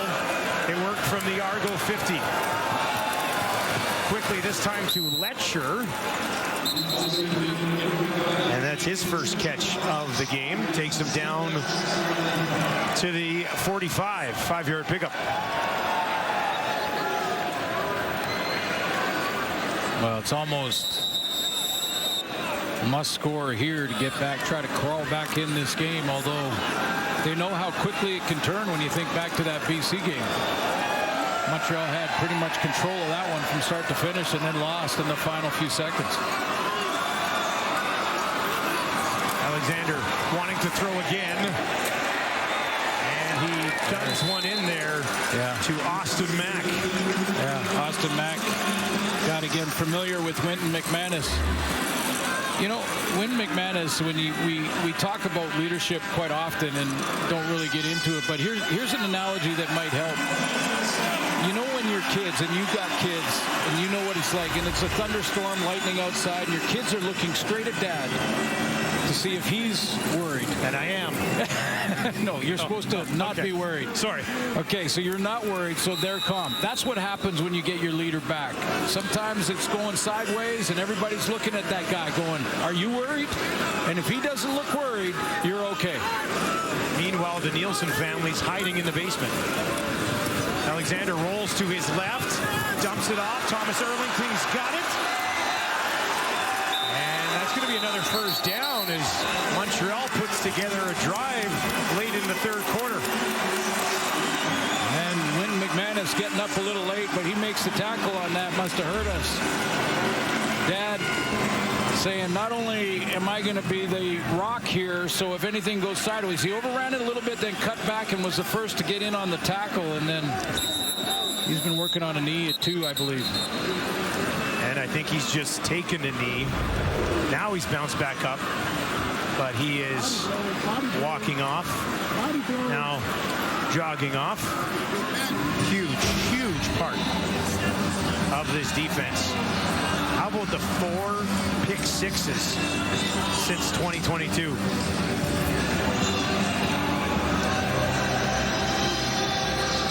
Knockdown, sacks, tackles for a loss. He does it all for this defense. See that picture of him? If he looks like that in the lightning storm, don't worry. We'll settle in, watch a little TV, and don't worry about it. He'll watch for now. We'll see how close of a look the training staff takes at him. He waved the training staff off. He's pacing the sideline right now. He has to go for 3 plays now, but he waved him off halfway on. Said, "No, I'm good. Don't worry about it." Good luck getting a look at him right now. Not going to allow it. Alouettes will work from the Argo 30. On the ground, Thomas Erlington, a nice cut down the hole, and an excellent pickup on first down. D'Arcangelo, of course, will come in for Wynton McManus. He has to sit out for 3 plays, and let's take a look at number 35 in the middle of your screen. It slides to the hole. A little bit of hesitation in the hole, and he gets blocked.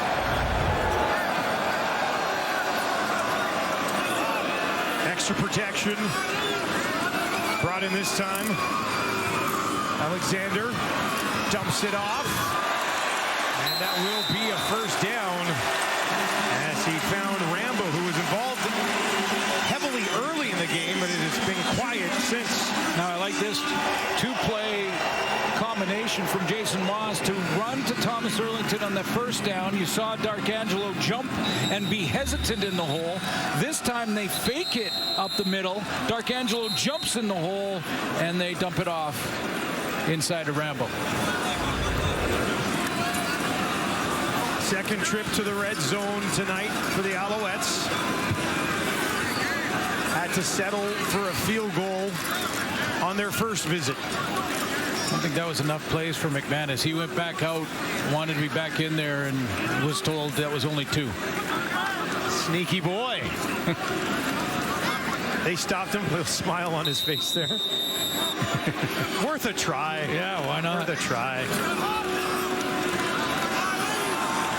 2 options, wide side right. They'll hand it off. And Sean Thomas Erlington goes nowhere. Cam Judge there to close the door. Yeah, nice scrape by Cam Judge, who came into this game leading the Argos defense in tackles. And an athlete that if you needed to spy a quarterback, like even a Davis Alexander or a Trey Ford in Edmonton, you ask Cameron Judge to do it. 29 tackles coming into the game. Has 3 already here. 2nd and 9, a big second down for Montreal. Alexander gets it away. Thomas Erlington bounces off one tackle, trying to push it ahead, but he'll be stopped at the 10. Needed the 6. Yeah, I don't think Jason Moss is going to put the field goal team out there. They're huddled around him looking for the signal, but he's just calling another play. Yours. 3rd and 4. They went for it on 3rd and 3 in the first half and picked it up. You get this, it's a 2-possession game if you kick the field goal. Lots of football to be played left. No field goal here. Alexander. End zone shot to the corner. Got it. Touchdown. Alouettes. Cole Speaker. That'll work.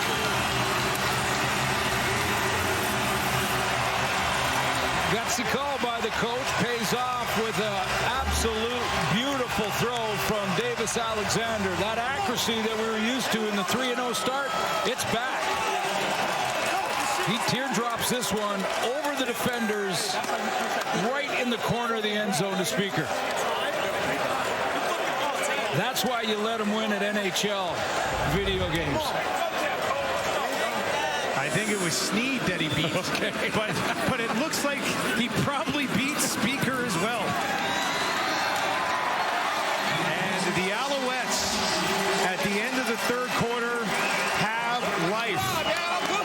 9-play, 60-yard drive that took just under 6 minutes and ends where it had to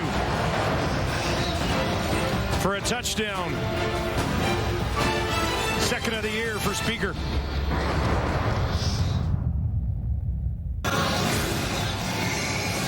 Welcome back to Montreal, where the Alouettes pretty much had to have a touchdown there. They now trail by 11, and a long way to go in this football game here to kick off another week of CFL action on Thursday night football. He said field goal, but they got the touchdown. What do you think? Well, I think it's a gutsy call by Jason Moss, and it worked out for him for sure. I still probably would have kicked the field goal. I know there's a lot of coaches saying sometimes you got to be aggressive, believe in your team, and this time it wasn't real fancy. It was a straight go route, and because there's no safety and Sluka in the middle, Bratton is going to backpedal inside, and all that Speaker does is separate. He just widens his route on a straight go route enough so that Davis Alexander can lead him to the back of the end zone, and that was an excellent throw.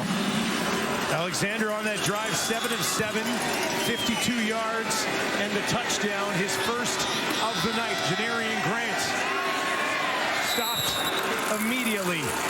Nowhere to go on that kick return, and we'll see if the Alouettes defense can get the ball back in a timely fashion here. Yeah, it can turn in a hurry, can't it? We've got a lot of football to be played here in the 4th quarter. So the mission is long from accomplished for Arbuckle in this offense for the Argos. Arbuckle 23 of 30, 198 yards, 2 touchdowns, has looked after the football so far. Start on their own 35 do the Argos. And they'll hand it off. Far side, Laybourne. What a burst. Flag at the end of the run. Kalen Laybourne, though, taking off for 18. Holding at the corner of the line of scrimmage, I believe. 5. Holding. Retenu. Toronto. 52. Number 6. 52. Zibert. That is just the 4th penalty of the ball game. Castro gets that one, but Eddie Berglund got up kind of with his hands in the air. Usually you look at the defender who's trying to get the attention of the official, see who got caught for the holding. So instead it's a 1st and 20 from the Toronto 25. Arbuckle looks to his right, now his left, throws in that direction, and it's incomplete. Not sure if that was deflected at the line of scrimmage or not, but nobody really had a crack at it. Yeah, it looked like Tavares Daniels just kind of stumbled out of his break a little bit, but the pocket was collapsing around Arbuckle on that throw. Arbuckle started this half 7 of 7, but now 3 straight incompletions.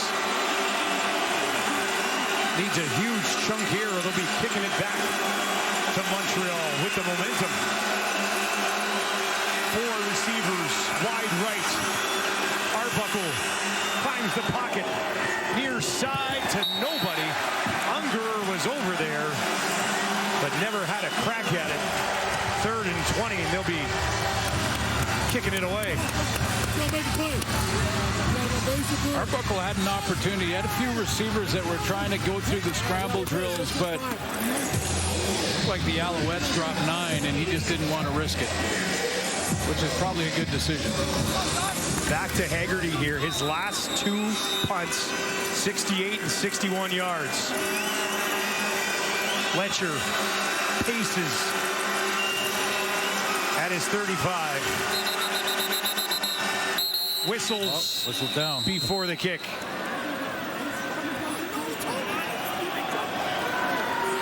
Timeout, temps d'arrêt, Toronto. Timeout called by Dinwiddie and his Argos. Were they missing the guy? I was going to say, is this a personnel issue on their side?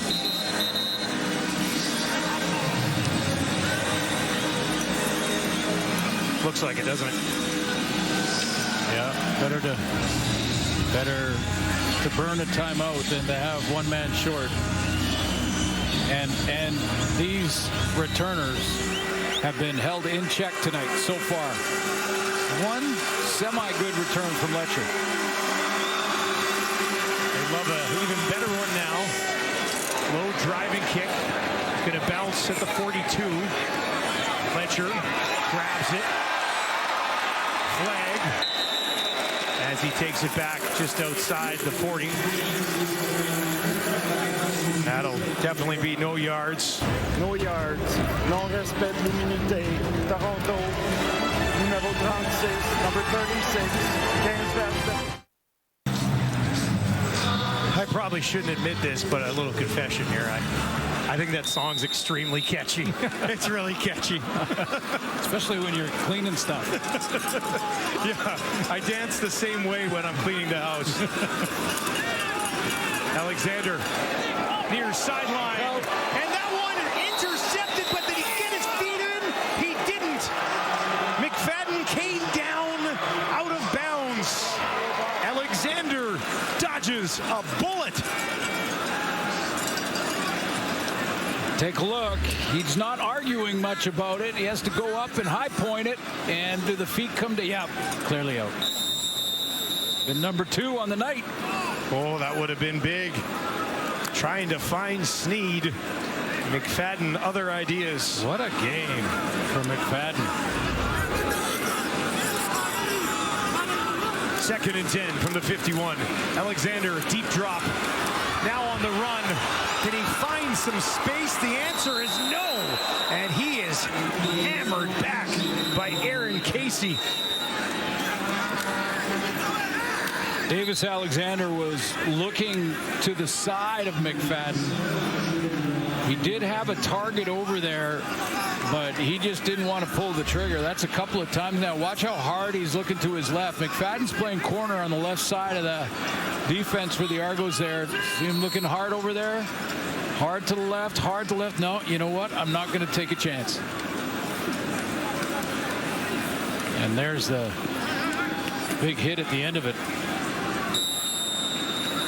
Let's take a look at it here. Now he is a running back in this case, or treated as one. And that kick flies out of bounds around the 10-yard line. No return opportunity for Janarian Grant. Actually going to mark it out way up at the 16.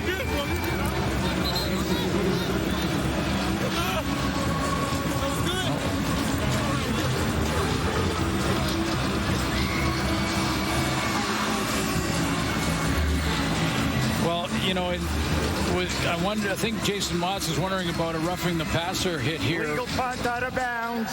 Toronto number 29. Or unnecessary roughness. Côté de dégagement directement à l'extérieur. Pénalité de 10 verges. Premier essai. But once the quarterback crosses the line of scrimmage with the ball tucked like that, he is treated as a running back at that point. So if you thought that was excessive if it was a running back, then you're on Jason Moss's side of the argument.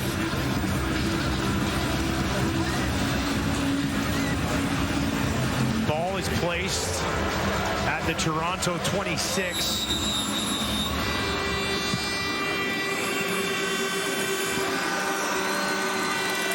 And a chance with a drive here for Arbuckle. Maybe put the final dagger in these Alouettes at home.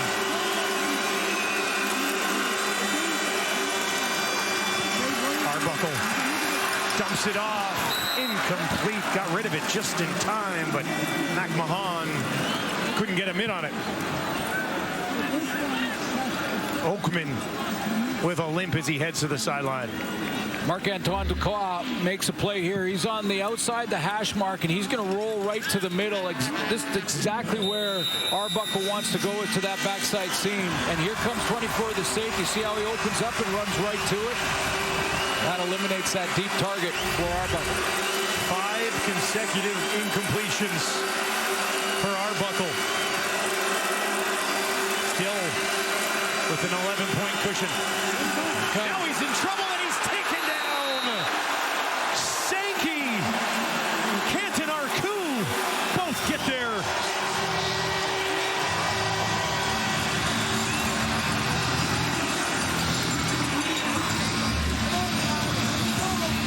Sankey's right here.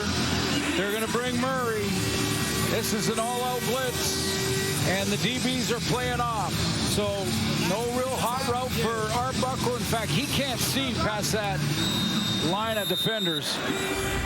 Canton Arku gets there first, but Sankey hit that A-gap pretty hard. Excellent field position looming here with any type of return. Big low driving kick. How about that? Letcher takes it just inside the 35, picks his way back up the field, bounces off one tackler, still going, and all the way back up to midfield.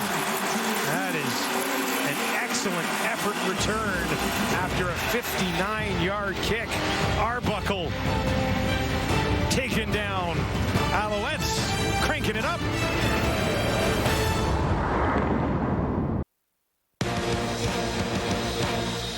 CFL on TSN returns tomorrow with Friday Night Football, and what a game this is. Stampeders taking on the Blue Bombers in Winnipeg. Catch all the action, 8 Eastern, 5 Pacific. Milt and the panel in the house in Winnipeg tomorrow night. That should be an incredible evening at Princess Auto Stadium. Midfield, Alexander starts it on the run. He's in trouble, gets it away, and it's caught on the near side. Taken ahead. Looks like a first down for the second time. He goes to Jacob Mason. Andrew Chatfield thought he had himself a sack. He was on his horse trying to run down Davis Alexander. I mean, he gets outside. Look at 94, just hustling. Big dive there.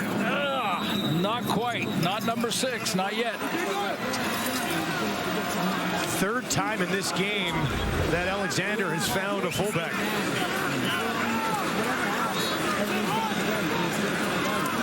The work from the Toronto 41.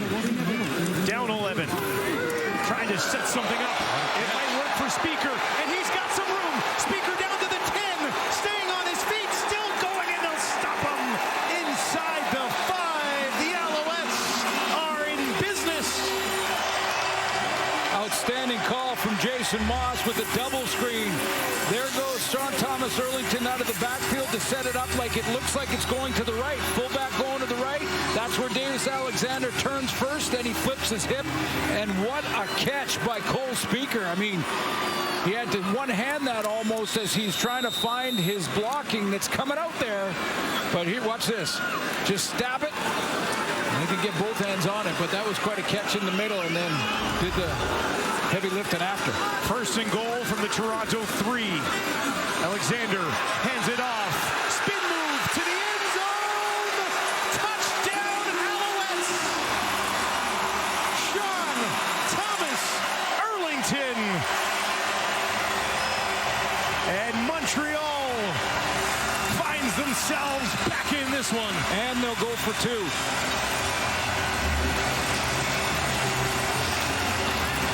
Well, this fourth quarter play calling's been outstanding, partly because they have given it to the tailback in that RPO look more than they did in the first half in a big way. That keeps the defense off balance, and it paid off there with that run.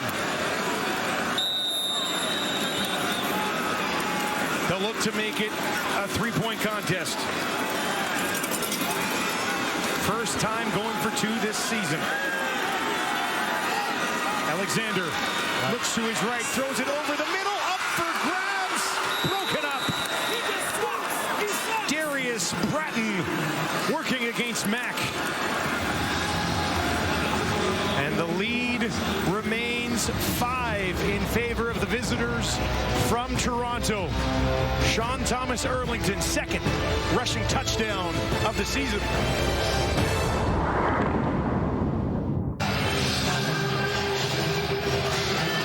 Nice misdirection on this play. Watch how the back movement this way pulls the middle linebacker in Wynton McManus, and then the offensive linemen are coming out in the opposite direction for Cole Speaker and this slot back screen to the left side. So here comes the big offensive lineman out in front, and maybe the key block by Pierre-Olivier Lestage, who had a little bit of issue in the BC game afterwards. And a penalty, making up for that. Grant, who's been contained so far tonight, tries to pick his way up the middle, and he'll get it just beyond the 35. 3 consecutive 2-and-outs here for the Argonauts has allowed Montreal to get right back in this game with still over 8 minutes remaining. I know it's easy to say from way up here in the broadcast booth, but there was a flat route out here that is wide open on the 2-point convert. I don't blame for a second Davis Alexander going to Austin Mack, but look at this. I mean, we're talking nobody. Quick drive, though, just 89 seconds, 3 plays, 54 yards. Arbuckle, far side. Mital, 9th catch of the game. Wow. First down, Argos. They are really leaning on him in the last couple of games. And that's a big play in a lot of ways. I mean, this been 3 2-and-outs, and all the momentum now with the Alouettes now just down by 1 possession, and the Argos need a few first downs at least to give their defense a rest. 8 catches on 104 yards for Mital in their last game. He's got 63 yards tonight. McMahon trying to kick it outside, not going to work. Picks up about 2 yards on that carry. And he is laboring, unable to get up immediately. We've seen his backup, Kalen Laybourne, in the game a couple of times tonight.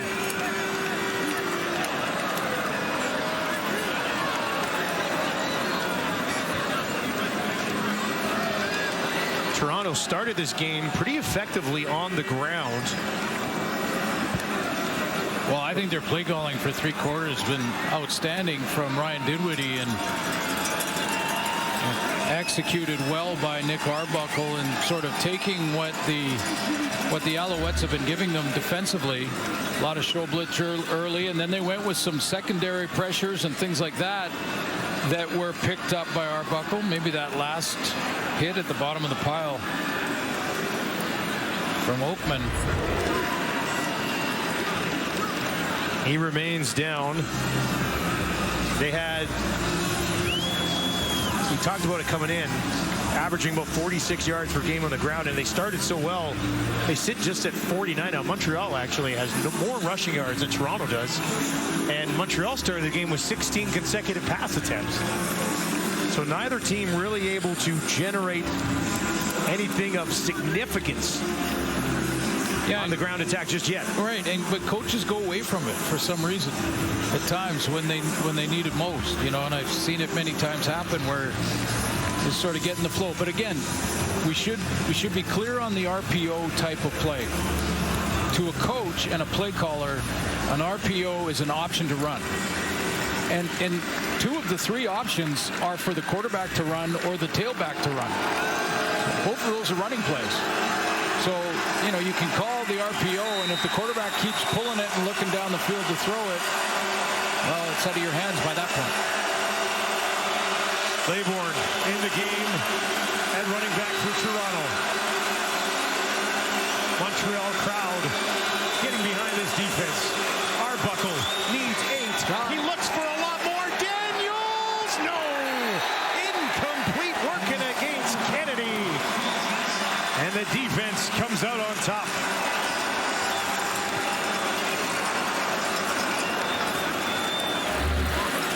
Took a shot, wanted to see where Marc-Antoine Dequoy was lined up. He stayed in the middle. That little look from Arbuckle froze Dequoy, so he couldn't get out there to help. That's why Arbuckle liked the odds with Daniels in behind Robert Kennedy there just by a step, but he recovered. Tice stands back to return this. We heard Letcher was dealing with something on the sideline. So Tyson's there now, waits at the 10 to return a punt. Usually Letcher's job. Tice does return kicks. This is a bobble, and it's up for grabs. Oh my goodness!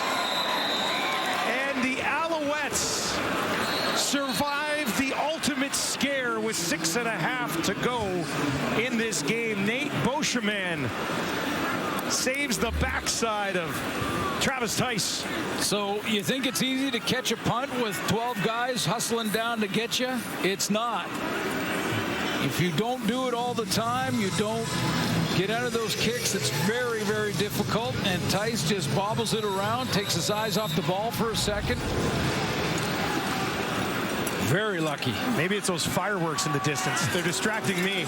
They're being set off by Meatall fantasy owners tonight with 9 catches. That was Letcher holding that arm. Well, started on the ground, right up the middle. Tice this time, he hangs on, and he churns out a few hard yards here. There's Letcher. Do not expect him to be coming back to return anything. Oh, looks like he's got a cast on his right wrist.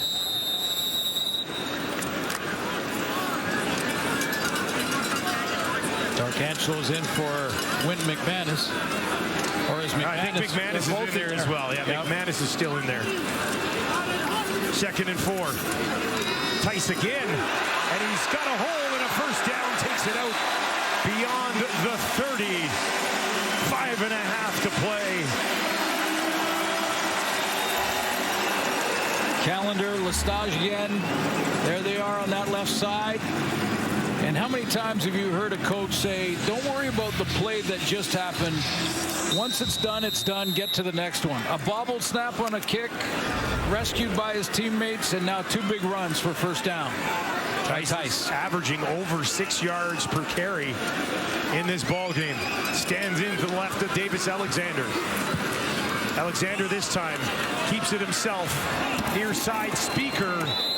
And that will not be positive yardage. Back to the line of scrimmage. I think maybe a yard they might give him.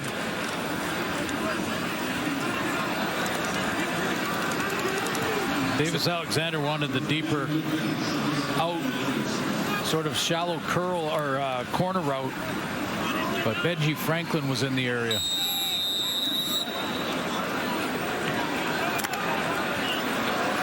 Could still kick it here if you don't get 9. I think so, yep. Lots of time to go to get another possession or 2. They'll look for the 9 right here. 3 out to the left for Alexander. That's where he goes. He's got Austin Mack for a first down. Tackle made by Mark Milton, but not before Mack had picked up the yards needed. Yeah, this is a dilemma for the Argos defensively. You got a 5-point lead. There's so much time left to play. You don't want to give up anything in behind you. So Mark Milton wants to give Max some room, but you also can't give him 15 yards of crack.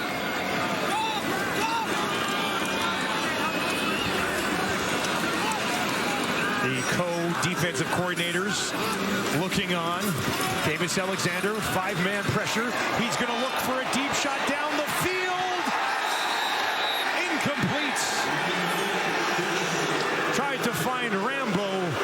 The crowd here wanted a PI flag, but I don't think they were remotely close to getting that one. No, but you can hope. There can be wishful You can cheer for it. You can cheer for it, sure. Yeah, no, this is Mark Milton who's dropping back down the inside of the hash mark, opens up to it, and then Rambo just kind of, he sees that ball is basically not catchable, kind of reaches and falls down. Tried to draw one. Yep. Didn't work. 2nd and 10 from the Alouette 48. Argos send 4. And a great timing throw as it's gunned in there to Sneed. First down, Montreal again. Well, from the comeback perspective for Davis Alexander, maybe his best throw of the night. Coverage in play, 2nd and long, time running out, first down Montreal. Thursday night football, nail biter, inside 3 minutes. Well, we are just getting going on week 7. Big one tomorrow night in Winnipeg. Both these games in the West are huge this week. Panel will be in the house on Friday in Winnipeg. Riders taking on the BC Lions and Nathan Rourke, and then a rematch from last week, Hamilton and Ottawa, to wrap things up. Alexander has it. Man, wide open, down the field. He's got Speaker again. Stripped, taken away. What is happening down in the end zone? Was it a touchdown or not? San Toronto ball. Wow.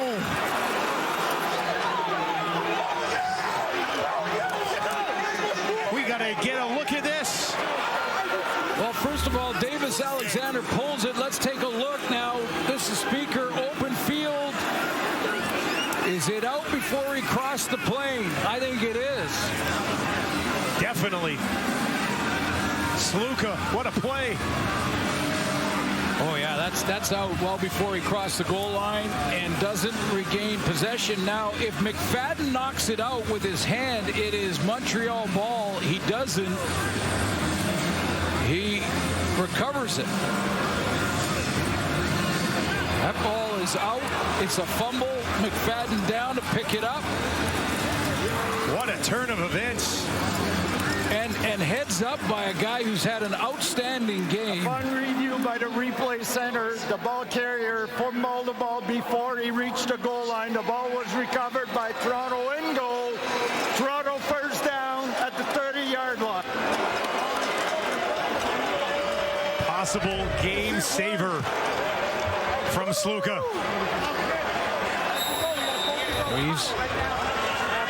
He has made some big plays in the start of this football season.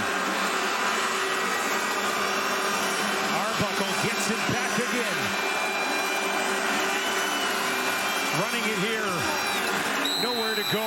Line of scrimmage. Still time for Montreal. Let's go back to Sluka, though, and show you how much hustle can pay off. Watch Sluka. First of all, he's calling the defense, making sure they got the check. He's going to slide to his right and then redirect, get after it, not give up on the play when Speaker is wide open. Hustle over, strip the football, his teammate recovers it. That's a hustle play, start to finish. I'm not sure you'll see many defensive plays that impressive the rest of the season. Outstanding stuff. Big second down. Arbuckle in trouble and they get to him again. The ball pops out and are the Alouettes on it? They are. Can you believe this? Montreal's defense takes it back.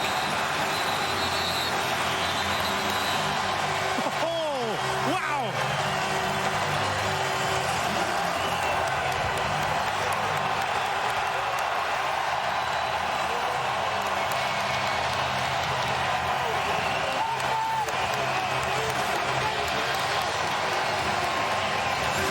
outside pass rush by Oakman. Not sure if he got the strip.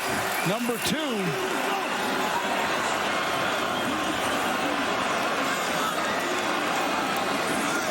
Incredible.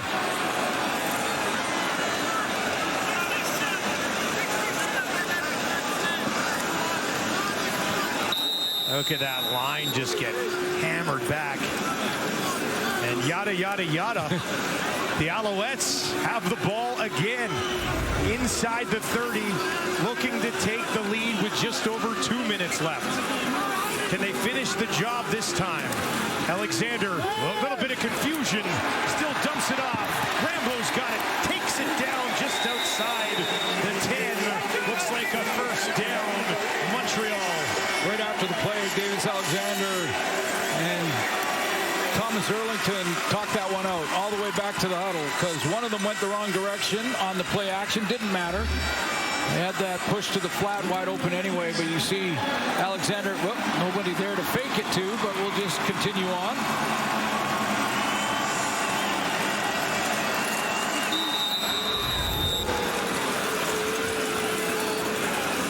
Just 2 minutes remaining in this one. Alouettes knocking on the door, looking for the lead. Alexander keeps it again on the run. He's going to do it himself. Touchdown! Alouettes! Davis Alexander! He did it himself, but he got the hamstring again. He was reaching for the hammy, wasn't he? Yeah, and he asked his teammates not to jump up or celebrate with him. They're going to go for 2. I'm not sure if he can finish it. A good news, bad news situation for the Alouettes. This time the play fake was right where it needed to be, and it pulled Derek Parrish right over to Thomas Erlington, and there he grabs that hamstring one more time. Tough to see.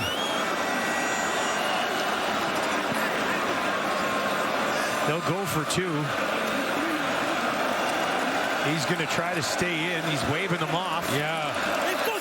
Because if the trainers get out there, he has to leave. MBT warming up on the sideline. And Montreal leading by 1. They'd like to be leading by 3. Alexander going to try to tough it out. John Thomas Erlington, couple steps up to his right. Alexander throwing, oh, it's dropped! Oh no, Speaker, he's been so good tonight. But that one, a drop. Alexander to the turf as well.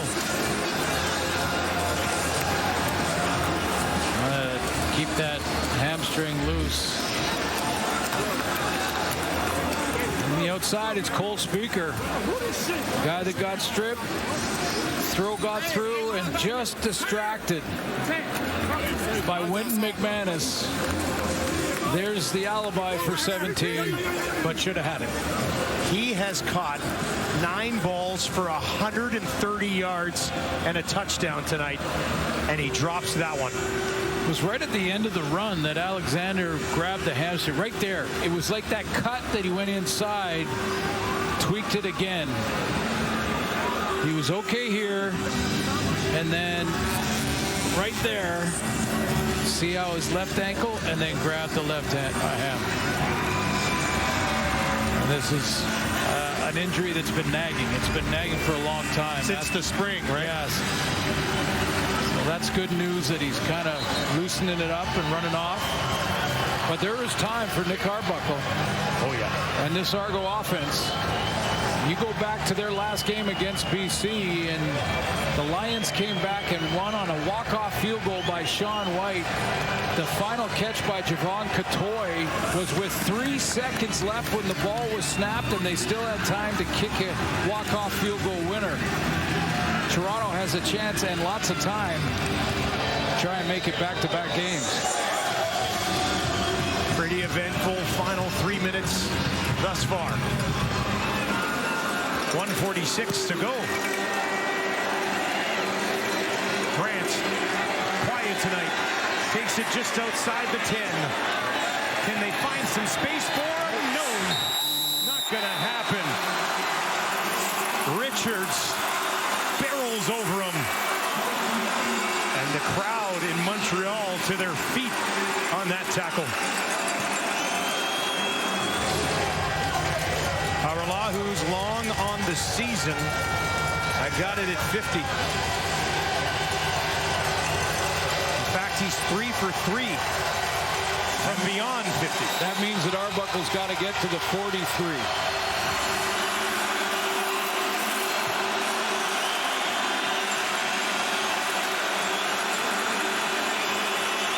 By as many as 14. Arbuckle, far side, held on to. Great catch. That'll silence the crowd as Brissett hauls it in. Argos still have a timeout.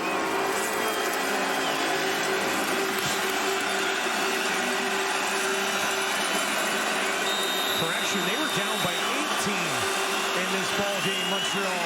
Now they lead by 1. Arbuckle gets it away again. That one protected by Brissett. Now bring up second down.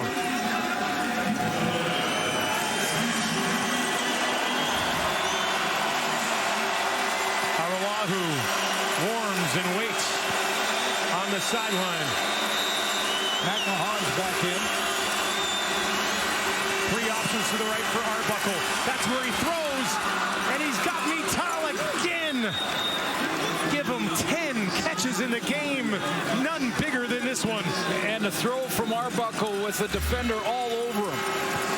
I mean, Andy Bergwin's coming off the edge. He's getting hit by Darnell Sankey and gets that out there just in time to Vital. Creeping towards field goal range are the Argos on the road. Just 1 win on the season so far. Arbuckle gets it away, far side. Coatsy trying to escape, but he's driven back, hanging on to the ball, and will eventually try to push it out of bounds. It'll be interesting where they mark this. His forward progress, I thought, was right at the center field stripe. McMahon is down on the field once again. Tying his shoe, I think, this time. Yes, he's okay. They didn't give him the full forward progress. That's back a yard before the center stripe. Need about 15 more. The claw's down. They're going to bring everybody. Arbuckle pressure in his face. Hit as he throws. It's up for grabs. Intercepted. Ito takes it away. And Montreal's defense does it again. A dagger from the Alouettes. And they take it away.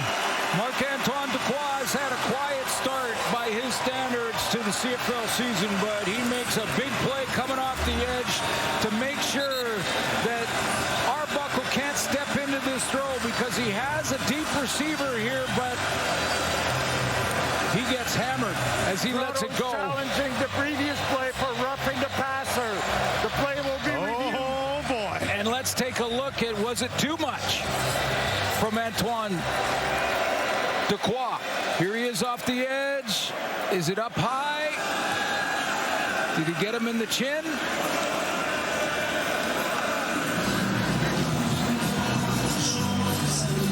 I don't know. I think he might have got him almost under the arm where he was throwing it. And if you're Toronto, you might as well challenge this. Yeah, you try it for sure. He's giving you something to look at, but that's going to be a tough one. You know, from that second angle, it looked like it was under the arm. It certainly wasn't late.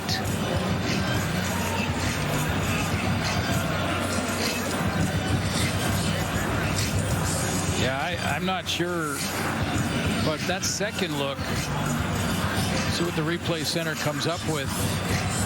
because Arbuckle was letting go of the football at the time, hit him underneath the arm. Well, this is the game right here. One more look at it. Is this roughing the passer? Upon review by the replay center, there was no roughing the passer on the play. Therefore, Toronto was charged their final timeout. First down, Montreal.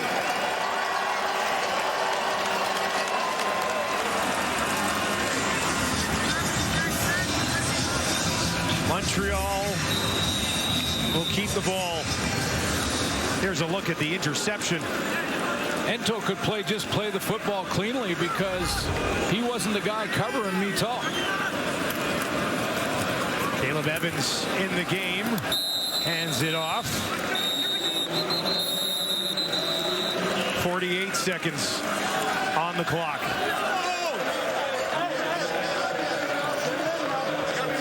What a wild final few moments here in Montreal to kick off another week in the Canadian Football League. Well, we hope Davis Alexander is healthy for next week, but this holds the last 40 seconds.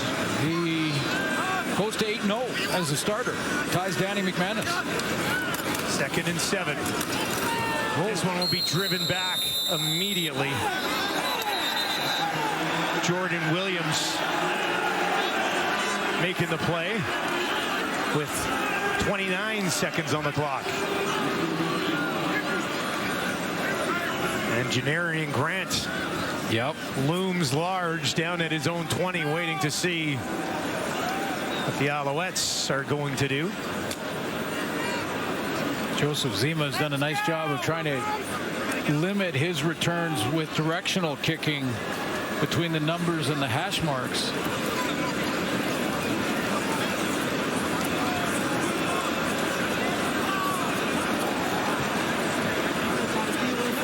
Grant, one of the best to ever do it, stands on his own 16. Returner has to count, make sure there's 11 in front of him, and he's the 12th. Zima will let the clock tick down. 9 seconds difference. Does Grant have this in him? That's away.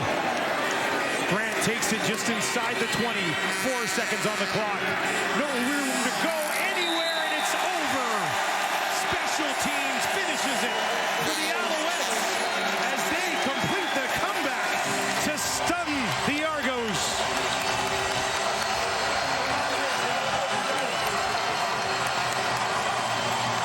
Huge fourth quarter for Davis Alexander, who limps off but goes to 8-0, the start of his journey.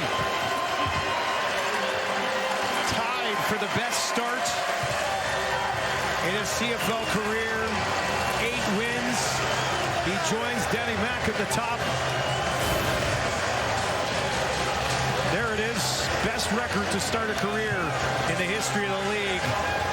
This one was tight, but they found a way to get it done.